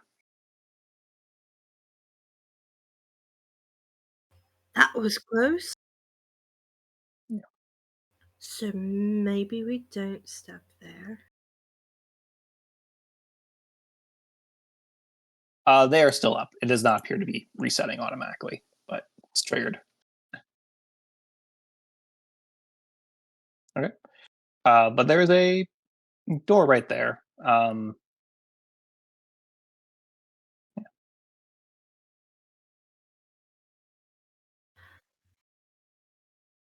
It turns right at the end of the hallway, by the way.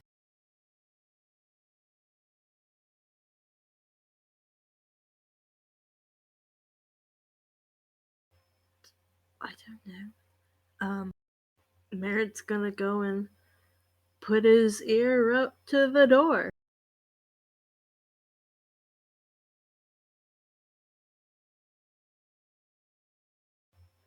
You want me to roll like perception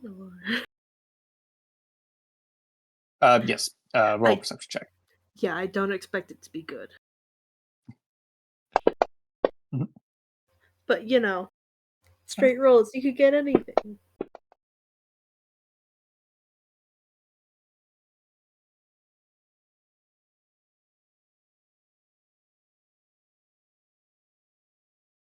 Okay. Give me a quick second.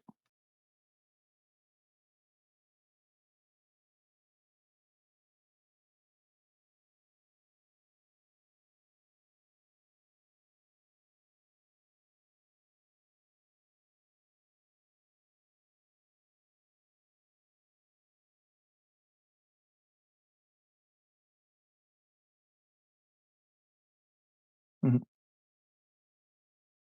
Um,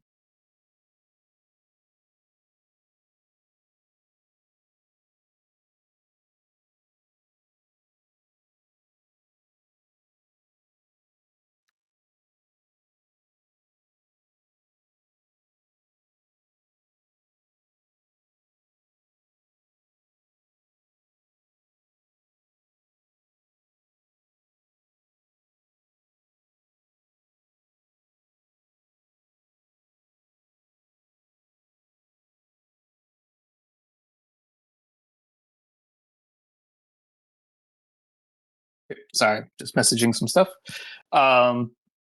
Merritt, you do not hear anything beyond the door. It's you put your ear to it, it's like, yeah, should be fine. But this also looks to be a nice solid door. Yeah. But you're pretty confident you don't. Which is good. Ina, what are you doing? Well, she is touching the wall.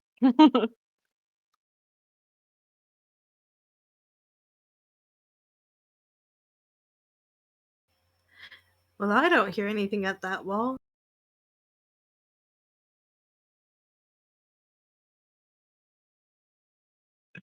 All right. Or door. Are you doing anything else, Ina, besides just touching the wall?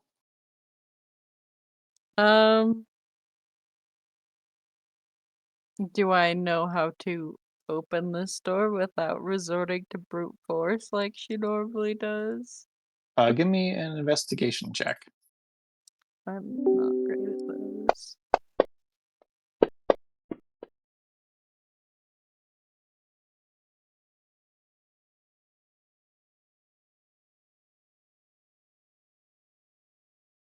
Yeah, did you just press this?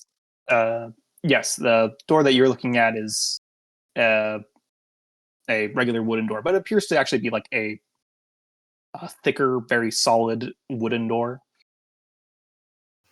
I would say, looking at it a bit closer, you do see it also has like what appears to be a heavy lock on it. Ina, in your case, you're feeling around. You find a particular stone in the wall that you like push on, and like, oh, this goes in. And then you push just a little too hard, and Oh no. and you hear the crack of something that wasn't supposed to crack, but Oh, but no. the doors, but the wall where you are starts to swing in. Oh shit. So I broke it, but it's opening. Don't you break every secret door you find? That's not like a. True. That's not very different.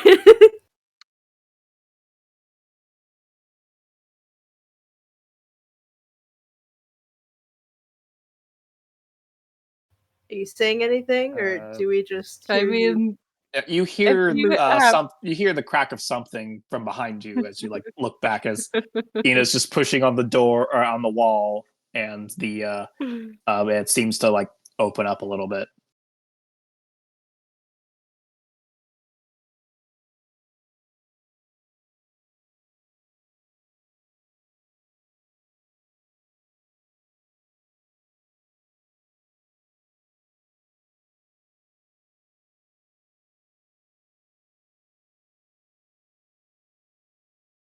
Sorry, I'm just referencing my notes real quick. um,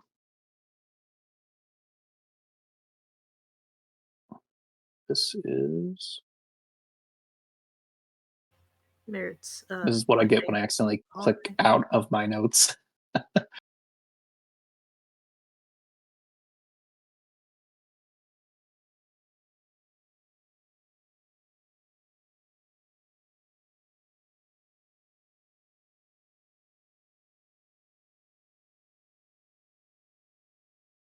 Which one is this number? That one. Okay. Um, yeah. No. Inside, you see all sorts of instruments um, hanging from the walls, various blades and prodding tools, and some sort of altar kind of in the center of the room. That looks almost like a sarcophagus of sorts, but or coffin of some sort. That's kind of on top of a raised kind of stone platform. As you glance in and see this.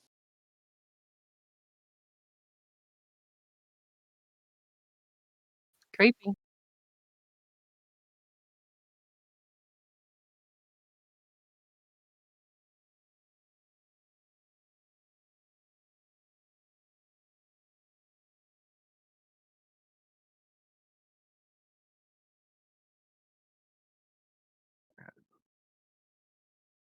Glancing at it, I'm going to make a quick roll for him.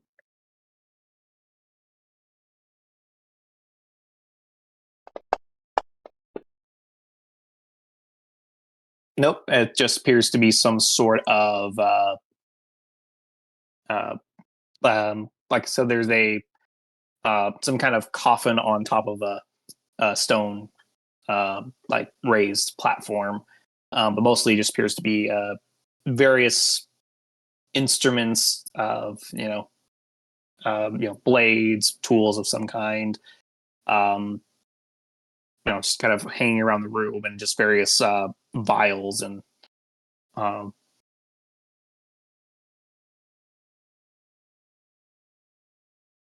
the coffin's made of wood, but it's on top of like a raised stone platform, almost like a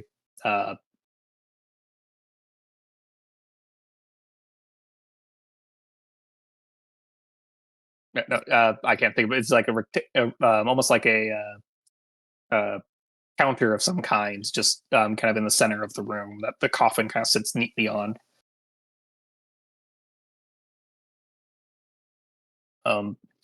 I'm unaware of any vampire or undead or what else did you say? Mummy? I'm unaware of any creature like that working with or for Zazi. But I do know he's known to dabble in perversing the natural order of things. Occasionally bringing zombies and such. If he has someone under his employ that can help him with that, perhaps this is a workroom like that. I don't know. I'm not sure.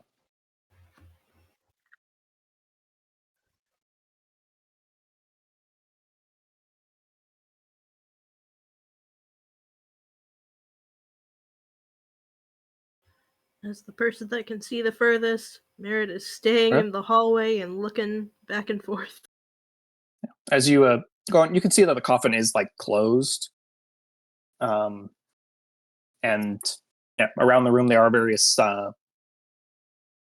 again tools. There are some like vials that are on like some kind of counters that are on like the edges of the walls.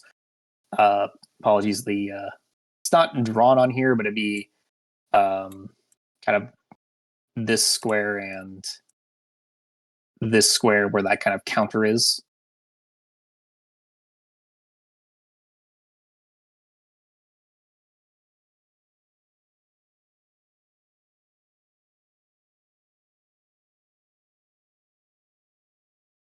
As you get closer, Barnacle, Ina, and Phoenix, I'm gonna have you guys give me some perception checks.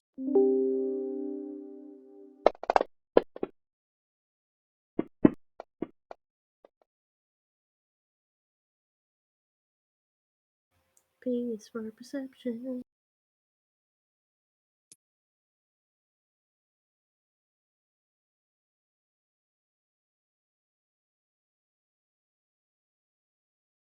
Okay.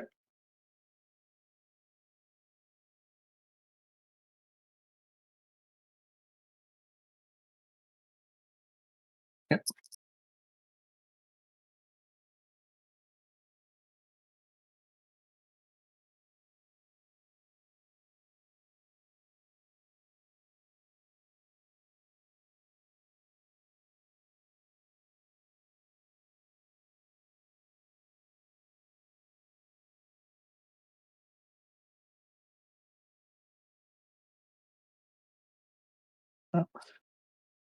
As you get closer, you're like you smell something very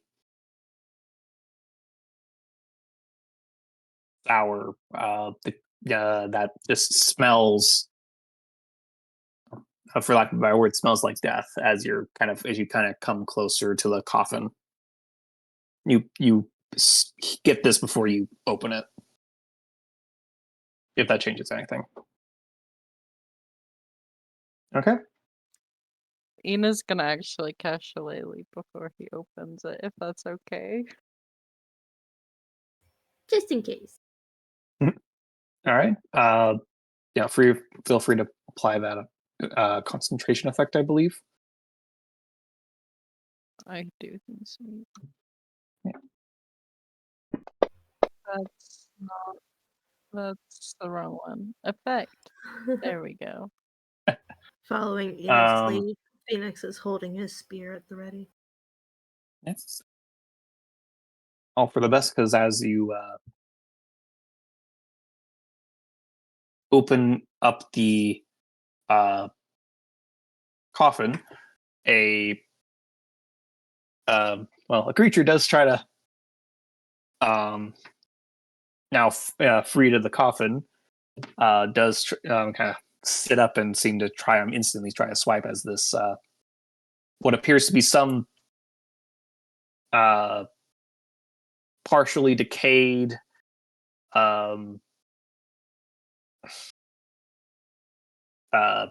scales peeling version of some kind of troglodyte, sits up with a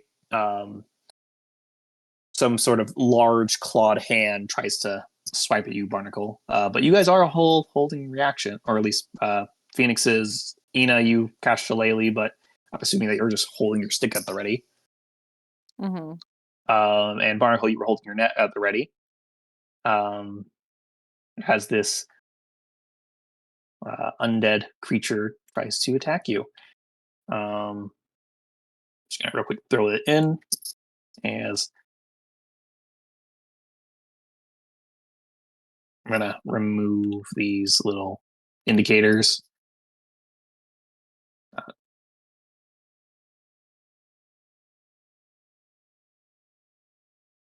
And this little creature pops out, having as you open it. Feel free to make your attacks. He is going to also make an attack.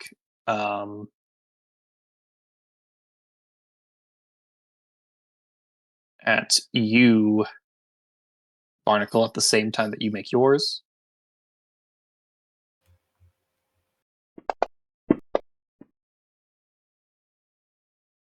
Okay.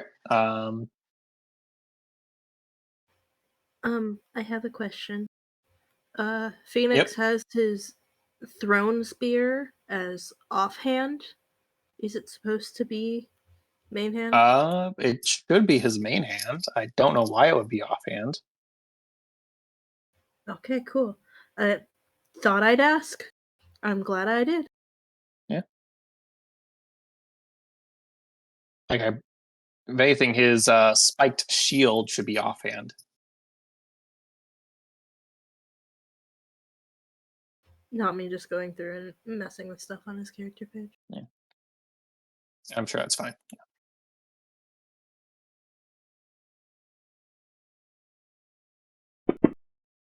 Mhm.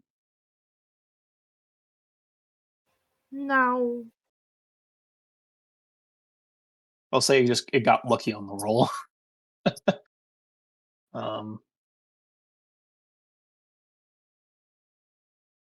Yeah. It just swipes over your head as you try to turn it.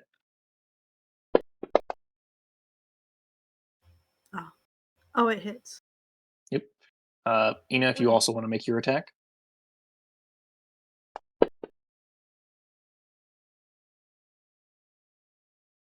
I'm sorry, I'm having a bit of trouble. No, I have skip turn on me. Oh, I will take that off. Thanks. Oh.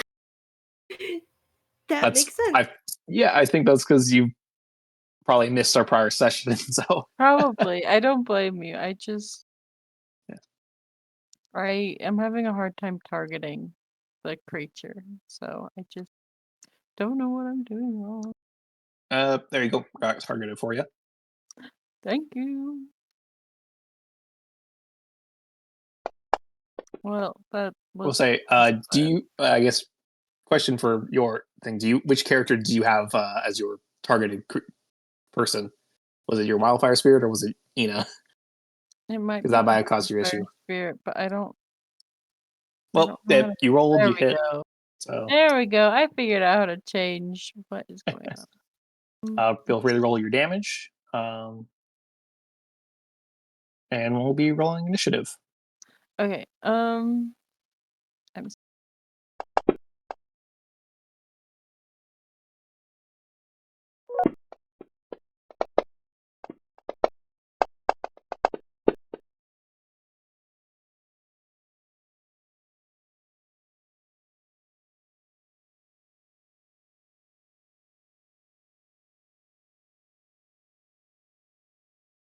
Alrighty. Yeah.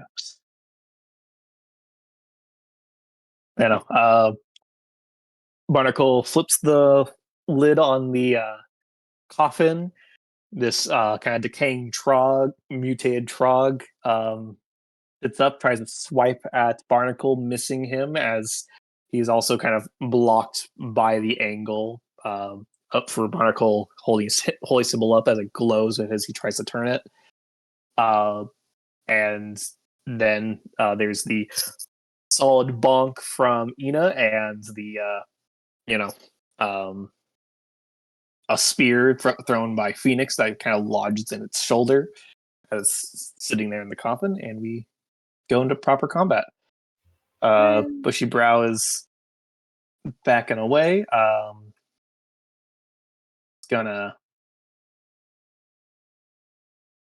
hop off Zolbit. Oh, I do not have tokens locked. That's why. And I still pressed the wrong button. There you go. And he's gonna try and. That's what 25. Yeah. I'll get just there. And he's going to have, due to his small size and the creature kind of being like up on a thing in a coffin, he's going to have a minus to hit. But he's going to try and clot. Hey, he still managed to hit. Nice. This, yeah, kind of one of the creature's other arm kind of like went off the side of the coffin as the spear hits him. So Bushy Brow like comes off to the side, jumps up, and just claws all down its arm. Leading to the creature's turn.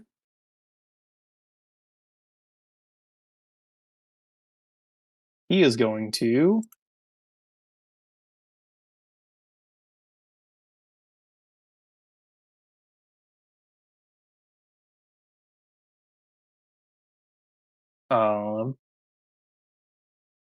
he's going to try and attack Ina, who bonked him hard, and as it's still kind of sitting there in the coffin.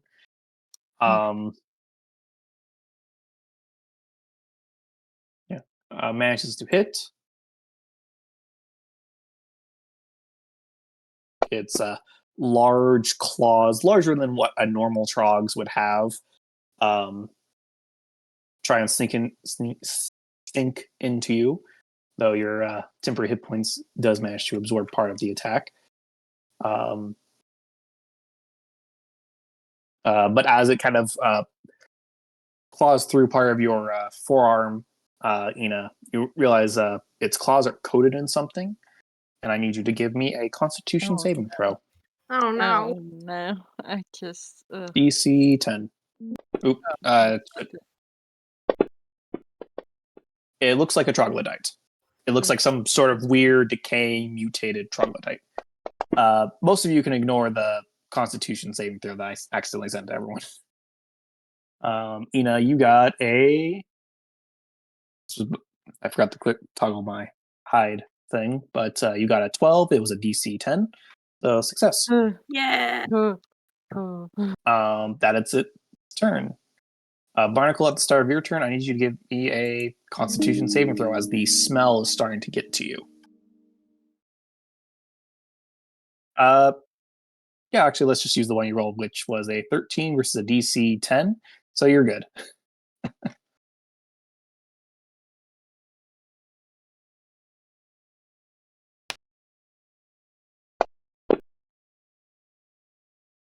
Nice. Yeah.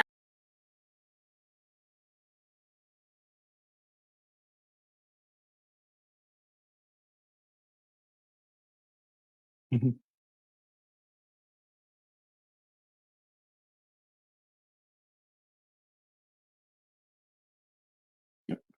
I will say it has disadvantage on its check to free itself. Woo. Okay.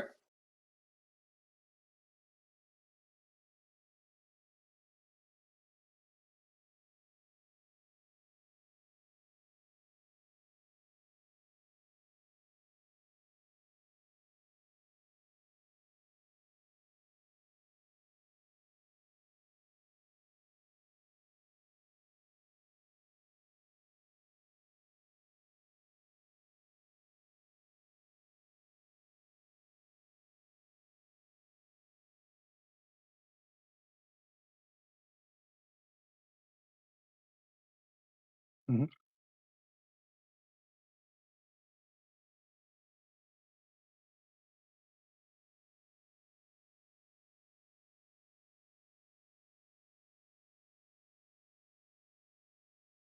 Yep.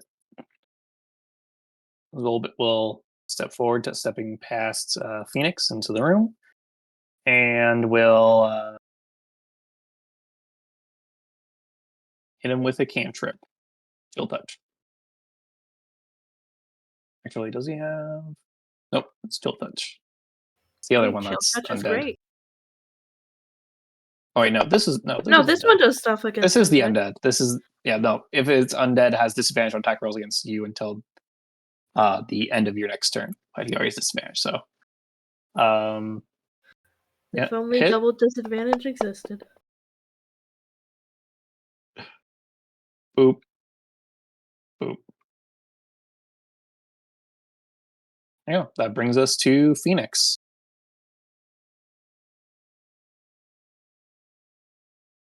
Okay, Phoenix is gonna use his bonus action to get his spear back. Remember you said that's you can do? Let me look. I also forget the wording. If it is on the same plane of existence, you can summon that weapon as a bonus action, causing it to teleport instantly to your hand. So it teleports. Nice. Yep. It just vanishes from where it is, almost evaporating into smoke, and before reappearing right in his hands. It's a bonus action. Yup. I think we might have already known that. So Phoenix is gonna work his way around here, and we're flanking, right? I don't remember Oh yes, what the exact numbers were. You are flanking, and you have 4 people, so that's +6. Nice. Thank you. I had actually Andy's restrained, so you have advantage. Yeah. Mhm. Look, man, gonna hit him so hard. And so now that he's got his spear, he's going to just hit him because I already used my bonus action. Stab him in the other shoulder. Yes. Disadvantage. Just evening out the pain a little bit. Why do you have disadvantage? I don't know. Did I have disadvantage? I did have disadvantage. What? Oh, I think it's because let me read this how this effect is supported. I think it was because of the chill touch effect I put on him. I think I was supposed to put that on Zolbit. Roll another d20 real quick. See if it's a nat 20. Damn, real close though. That was close to 1 too. Nope. He's a fighter, Mhm. but he's an Eldritch Knight. So nope, he stabs him, evens out the pain, and down the hallway, you guys can hear Merritt saying words. I don't know if any of you understood him, but he says the words. Mhm.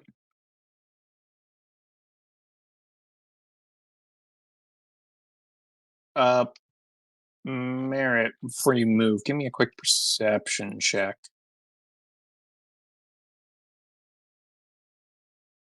As I've specifically been watching this hallway. Yeah. All your friends are rushing in and seem to be attacking something. Yep. Yeah.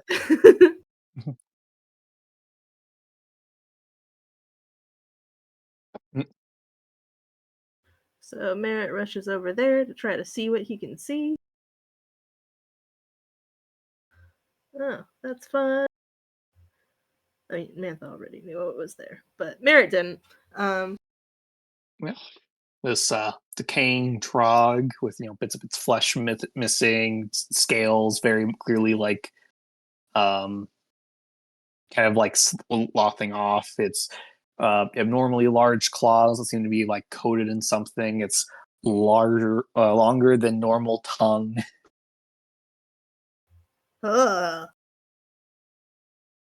Yeah, wrapped up in a net, in a coffin, on top of a little counter thing, surrounded by your friends that are just yanking it and just beating Just on it. stab. Like how knights used to hunt boars, where everybody's surrounding it, just poking at it. Yeah. So Merritt runs into the room like, "Ew, what is that?" And then he's immediately like, "Okay, kill it with fire." And he's going to go ahead and cast Firebolt. Are ranged spells also at advantage? Well, I will find out. Yeah. Apparently not. Why do you have advantage? And why do you? What, the effect's not on him? Oh wait, no, the effect was still. I thought it went away. Sorry, I removed the effect that was granting disadvantage. Roll another d20. I thought I did. I was scrolled up and I didn't see it last time. I just skipped over it apparently. Same thing. It was meant to be. It was meant to be. Okay, I have confirmed I removed it, so it should be fine. You now. sure? Well, he's dead anyway, so it doesn't matter. Yeah. So Merritt How runs do you in. want to He's do like, this? "Oh, what is that?" And then just like kill it with fire. And it I think like like the overwhelming stench that was wafting off of it just caught fire, and it like kind of goes back to its skin, and it just turns into like a little pile of ash. Like a Just comic, ignited. like a comical pile of ash, like all like the decaying stuff like made it like methane and shit, like that kind of stuff. Yeah, it burns and starts to turn to ash and charred bone. So luckily enough, here let's. In its thrashing as it's burning, the net goes flying. As it Oh basically nice, starts oh nice. thrashing, and the net gets thrown off of it as it thrashing around as it burns to death before turning to ash. So the net's fine. I'm sorry, I didn't think about the net. Yeah. Just curious, he got a nat 20 for getting out of the net while on fire. Yeah, the creature is dead. Woo! Woo. So glad your good friend Merritt was here to save the day. Yep, Hmm. save the day. We're in so much danger.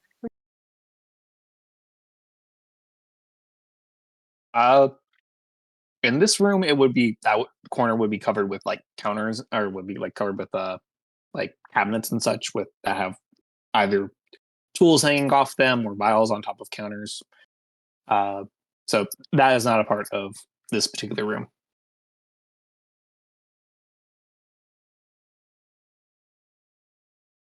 Okay. Give me a quick investigation check. Just in the chat.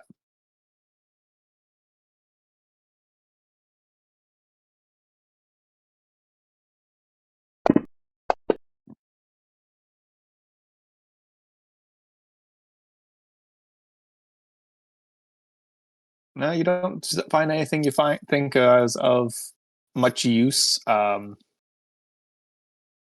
the files.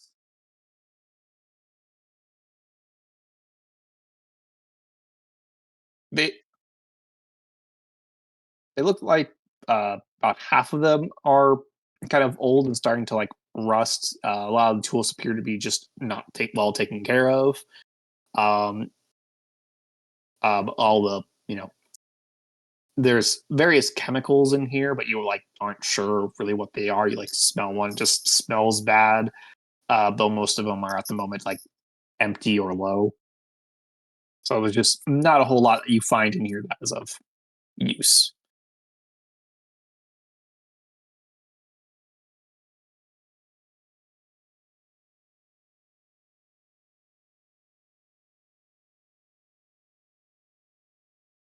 I think she'll like shake her head like he doesn't know.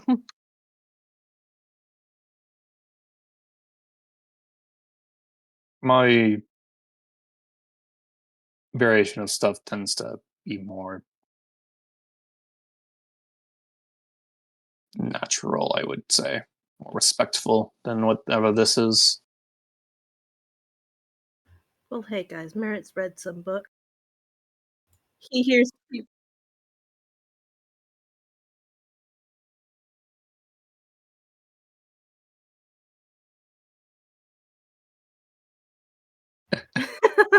Huh.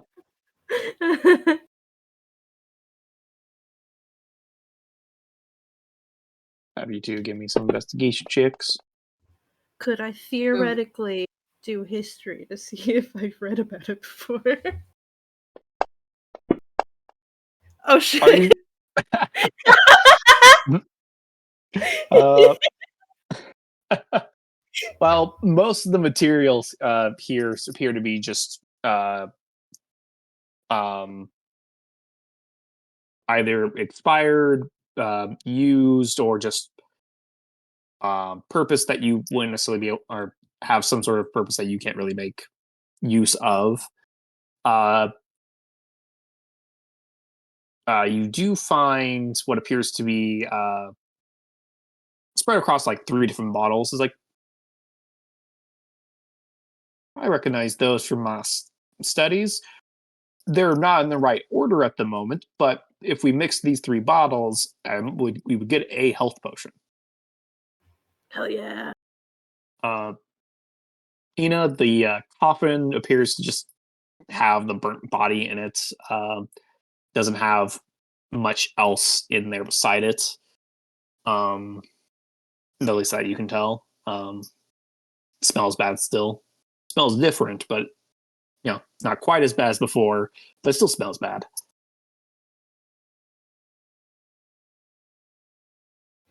Merritt's in the corner, like sniffing like the bottles, and like a couple of them he like and like puts them over to the side because they're like super expired, and then he just like, Yeah. and then like dumps them all and.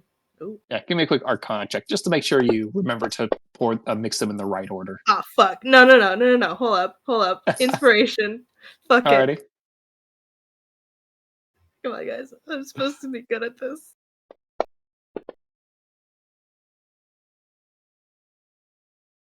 Alrighty.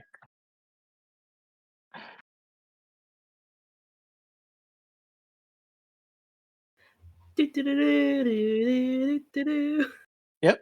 You are able to mix them in the right order. I'm just.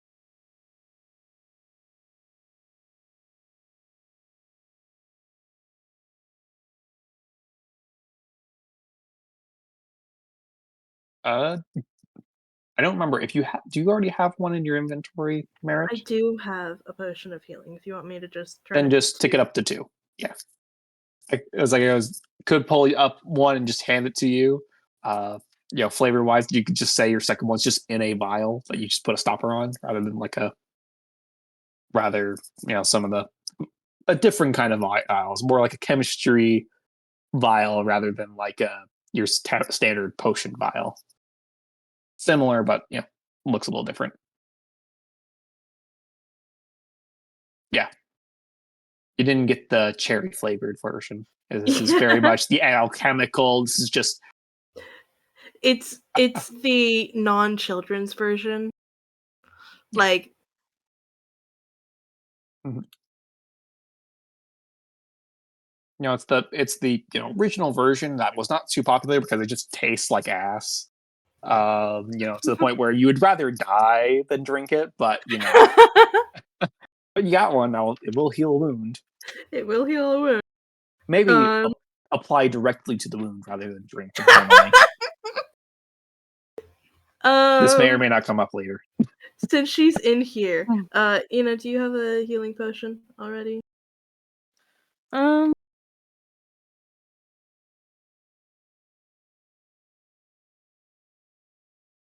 That is the wrong character sheet. Okay. Oop. Yes, I do. Okay. Does Barnacle have one? If one of you two does not have one, you're getting it. Is why I'm asking. Okay. Scrolling through, it does not appear like Phoenix has one. He does not have one. Well, he's getting a gross healing potion then. That was going to be my follow-up question. Which one do you hand him? Oh, the gross one, obviously. Oh wait, Yeah. hold up.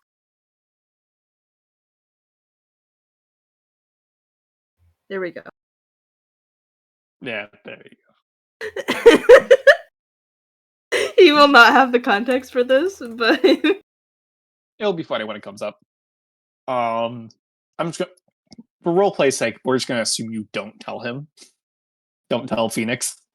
oh yeah, no. I You're just like, absolutely hey, go here's up a and healing potion. hey Phoenix, look, I made a healing potion. Here you go. Since you don't have one, just in case, you know. I am definitely 100% not telling him that it's gross. No, he'd be thankful and just, it's like pocket it. It's like, huh, the bottle shape's different than what I usually see in packaging, but oh well. Okay. Yep. Bro, you now what thought you guys? that Merritt would keep the gross one for himself? No. Oh no. This honestly was more of a question when you're possibly we're going to give it to Ina more than then it's like, oh, the other people's like, well, it's clearly going to be the one that I just whipped up for you because I'm keeping the one that I got. I'm keeping the delicious cherry flavored one. My favorite flavor, red. Yes. Red blueberry. Phoenix is like, this one's green. And it's like, oh yeah, no, it's fine. It'll do the same thing. It's just I like to make my potions look cool and I don't put all that artificial coloring and stuff in it. Yeah. All natural. Yeah. Lore, why healing potions are red instead of green. Cherry flavor. Red flavored. Alrighty. What you guys doing now? You did have that other door you saw. And the hallway did continue a little bit past where you guys explored. Merritt is gesturing for Barnacle to go first. Since he's kind of been leading us this whole time.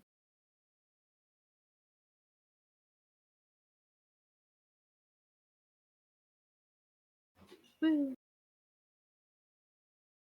Mhm.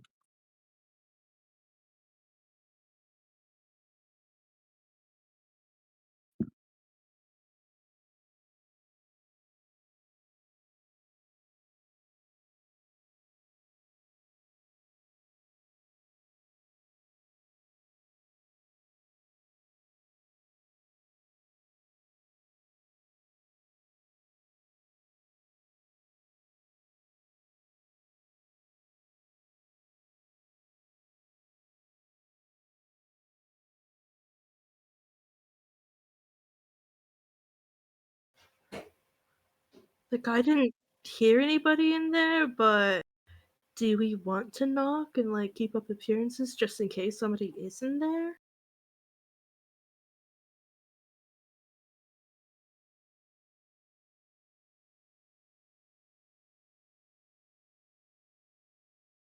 Yep.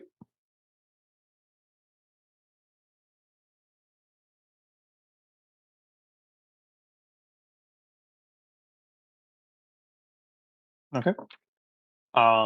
Again, this is a heavy. Oh, apparently I forgot to lock the door. But sorry. He doesn't open the door. No, the door is locked as you try to actually open it. Apparently I forgot to click on that one. So as you try to open it, just you find that it's locked.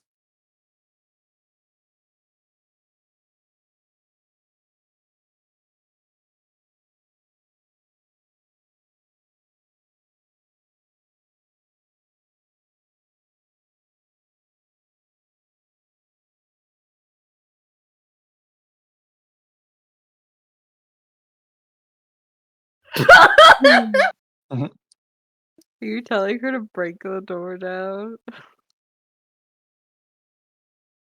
Let's see. There.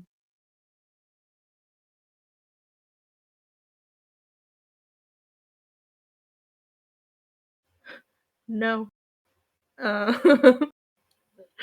Merritt could excavate the wall next to the door.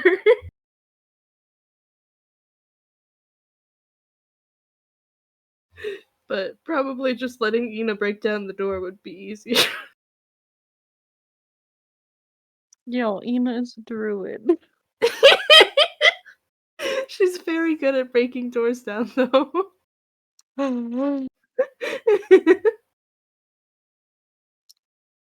Guess she's breaking down the door. Get with these. Hmm? Fair.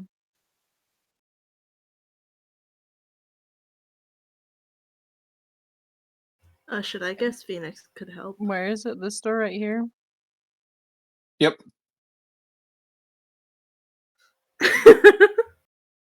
Yeah. Okay, what would you like me to do, Nick?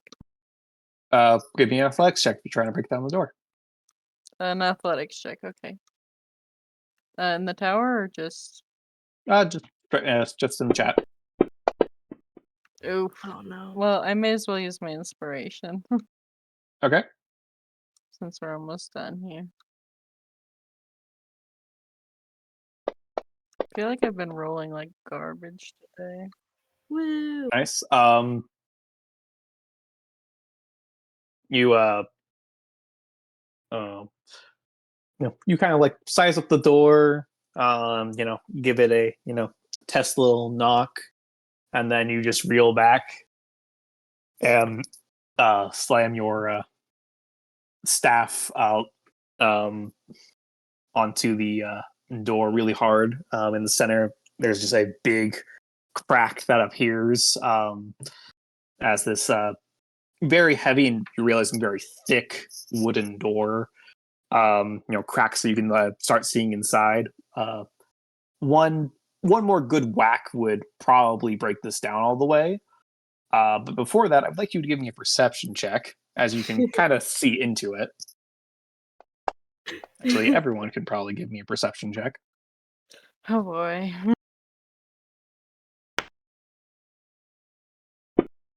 Real quick, if you three could also give me perception checks.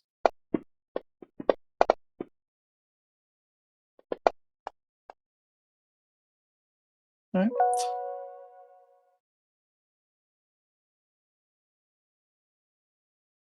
right. Ina, Barnacle, and Phoenix, as you're all kind of, looking around, or Phoenix and Barnacle, as you're looking around, Ina kind of through this crack. It's a very dark interior room, but as you kind of like hold up your lights to kind of shine into it, there's a sliver of light through the dark room.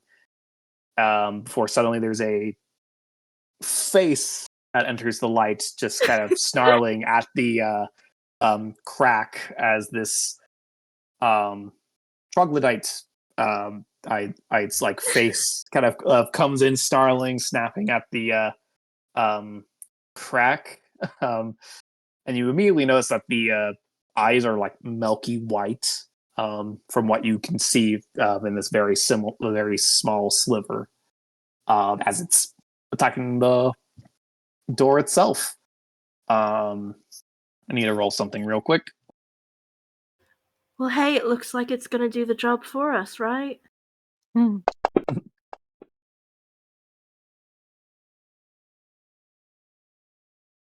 Yeah, as the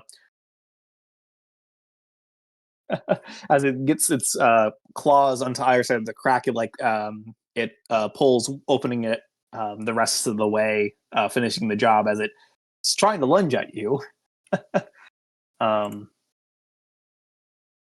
As it and the noises of various other creatures behind it seem to be trying to come towards you now. its second attack, I will have it try and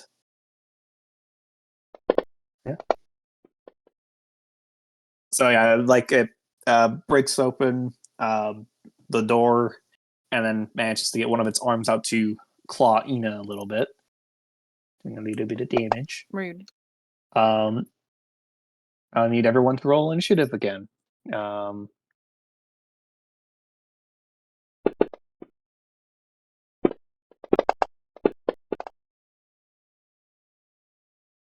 As I reveal these withered troglodytes.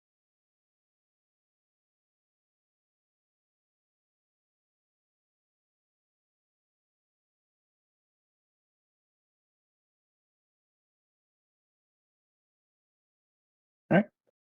Start off, Bushy Brow, who's rolling real well on initiative tonight somehow. He's just full of bloodthirst. Like literally. Yeah. It's gonna jump off, go right next to Ina, and tries to attack this creature in the doorway. Just this little guy full of bloodlust.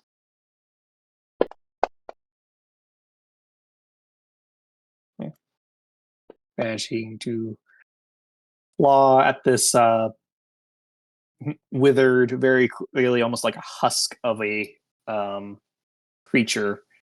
Manages to claw a little bit at its body that's doesn't it almost like it claws through its skin but doesn't quite bleed. It's just a wound that's open.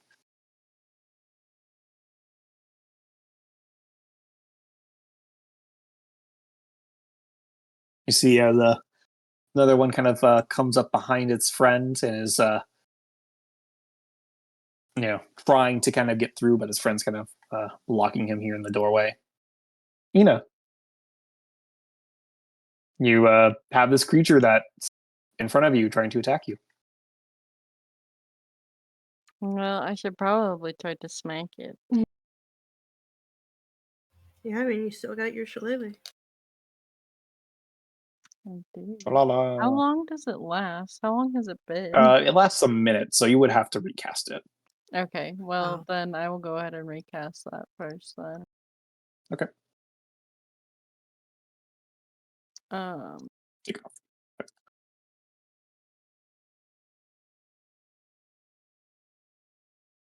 I'm sorry, I'm trying to. Okay, I do have the right one targeted. Cool. I don't know. I don't know.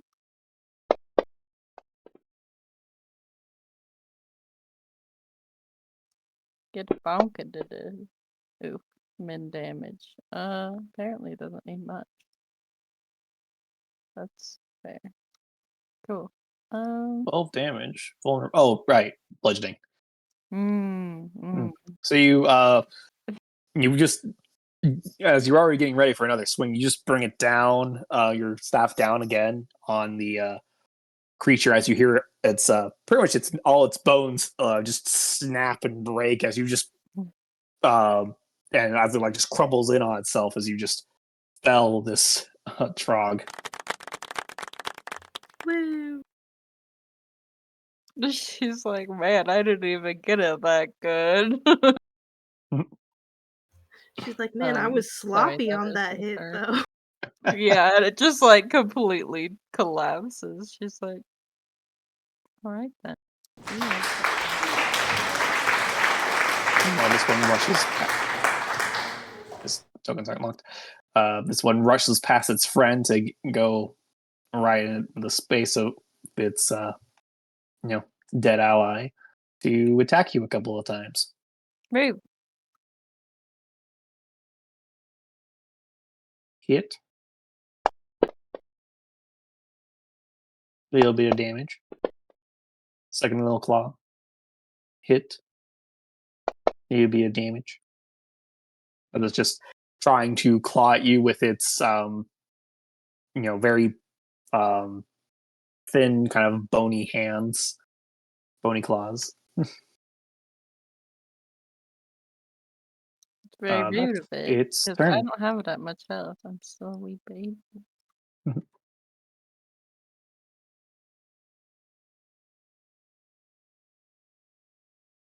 Yeah, I was just about to say he is a yeah, he's also a protection fighter. But the Right, he polar does have a reaction to where if it comes He has within a his range, he can attack it. So you can do that real quick.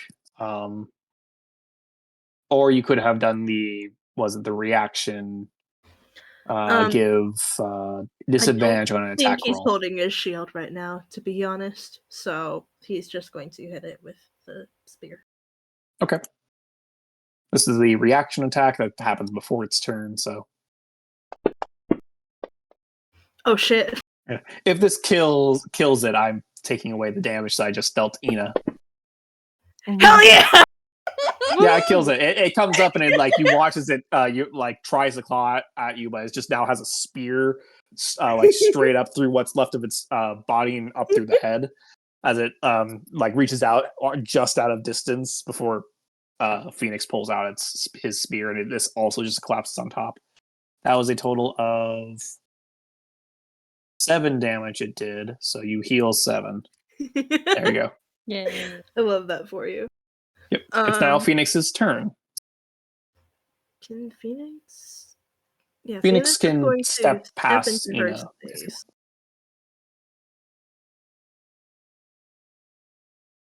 Like right there to see first.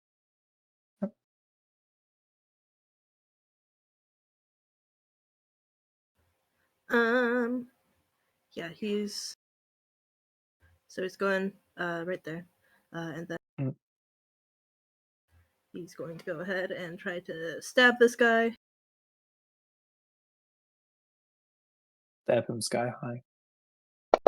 Yeah, stab him sky high. That's still a hit. Yeah, they aren't that hard to hit. Oh, I didn't. Let me target him. That'd be great. And then his bonus action will be to whip around and hit him with the butt end of the spear. How do I do that? I know it says that he can do it. It should be his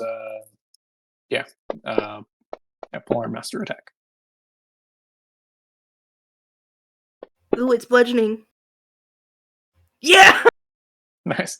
So you after filling the one, you step past Ina, stab Kevin to the torso of this one, pulling it out before whipping it around and basically just breaking what's left of its spine kind of in the center. So it just basically snaps in half and falls to the ground. And then Phoenix is going to step further into the room, having just killed 2 of them really quickly. He's feeling cool. Valid. And he's gonna say, "Hey, there's 2 more in here." But Alrighty. in more of a Phoenix voice. Figured that should be information for the whole class. Yeah. As you do so, one tries to rush towards you. You have a reaction to attack it if you want. I do have a reaction to attack.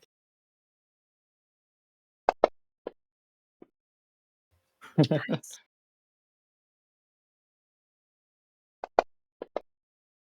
Oh. No. I stab it as it comes. Yeah. It like glances down like, oh look, I've been impaled. That would be nice. I'm real quick just going to apply this. Oh shit, yeah. That would be nice. 24 does hit, and dealt 5 damage. But it does manage to They reach you. keep It's going to dying claw so at you. quickly, I keep forgetting to target. Yep. Manages to claw you a little bit, and then misses the second time. So he just, comes up as you like just stab into it. It manages to rake rakes Phoenix's arm as you pull out the spear. It tries to claw you again, and you just bring up the spear to just parry it. Bringing us to Barnacle.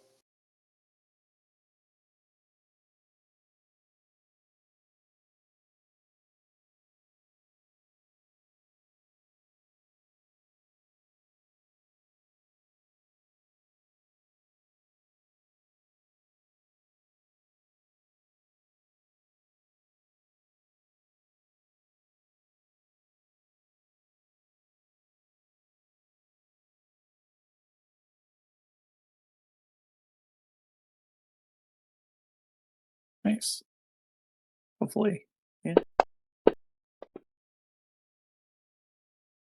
Fails. Yes. Nice.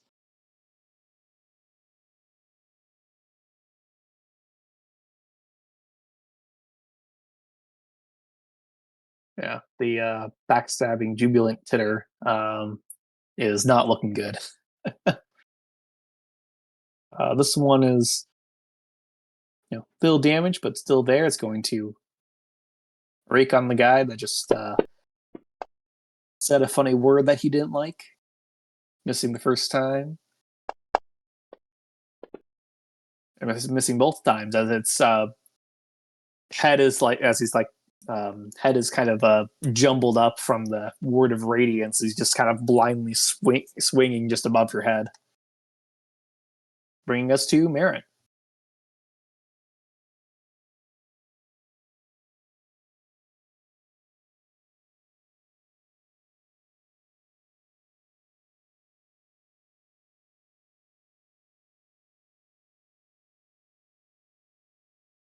Mantha, you there? I'm sorry, somebody came up Oh. talking to me. Yeah. Merritt is in the hallway.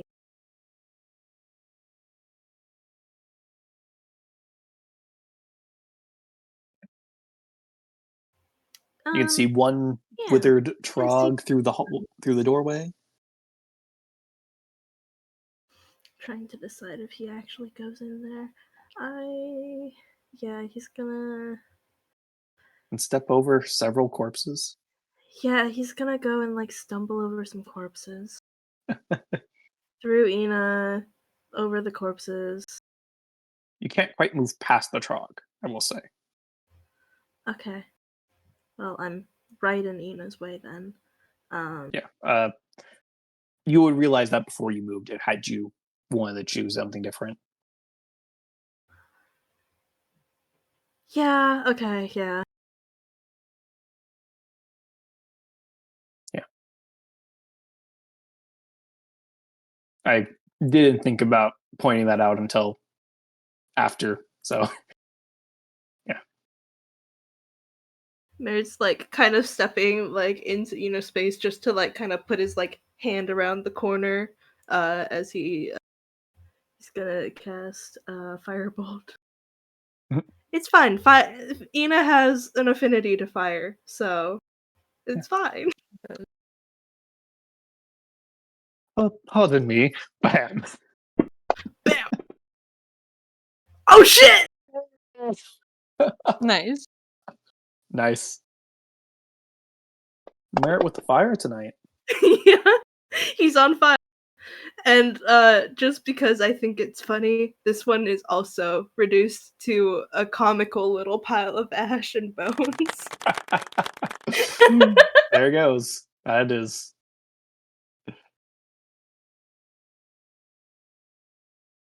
It's okay, Ina. I've cleared the way for you.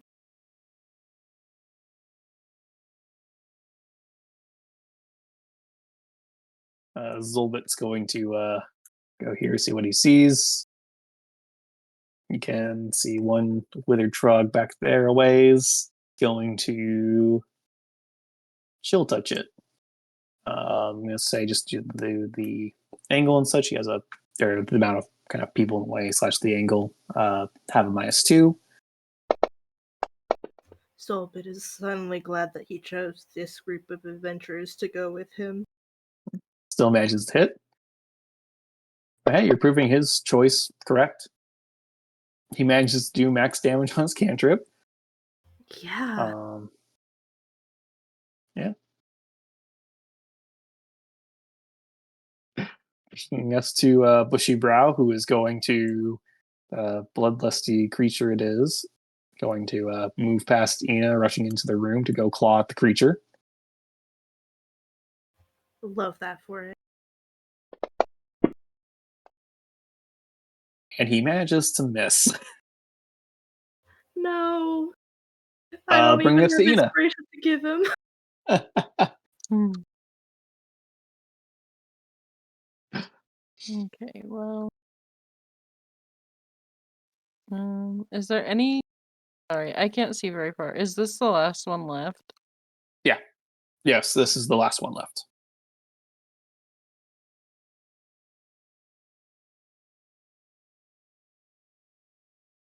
Okay, yeah.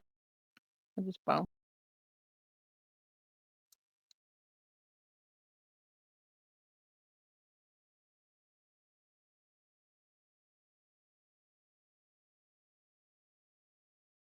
I'm sorry, I keep burying my stuff. No worries. The bonk. The bonk of a Yes. lifetime. Damage exceeds hit points by 22. Instant death. You just pancake this one. And that is the last of the withered trogs. And with that, we're both out of combat, and we are going to end the session here tonight. Woo! We slaughtered a bunch of troglodytes. Yay. A bunch of undead Woo! troglodytes. Mhm. Yep. Yeah. Hopefully for the last time. Yeah, hope you all had fun. Bit of a dungeon crawl this time Thanks for around, jamming. but you are slowly drawing closer to your goal. Wow. Just have to do our little new room, new monster, bonk. New room, new monster, bonk. But at least some of these creatures probably could have been skipped. But That's you know, very Nah, kill true. them all. We're really Gotta no, hit no, them no. all. We're doing it tactically so that they have less people to come at us later. Obviously. yes, obviously. And it's not just because we rolled well or rolled bad, maybe on perception checks to see if they were maybe in there. Not that. Uh,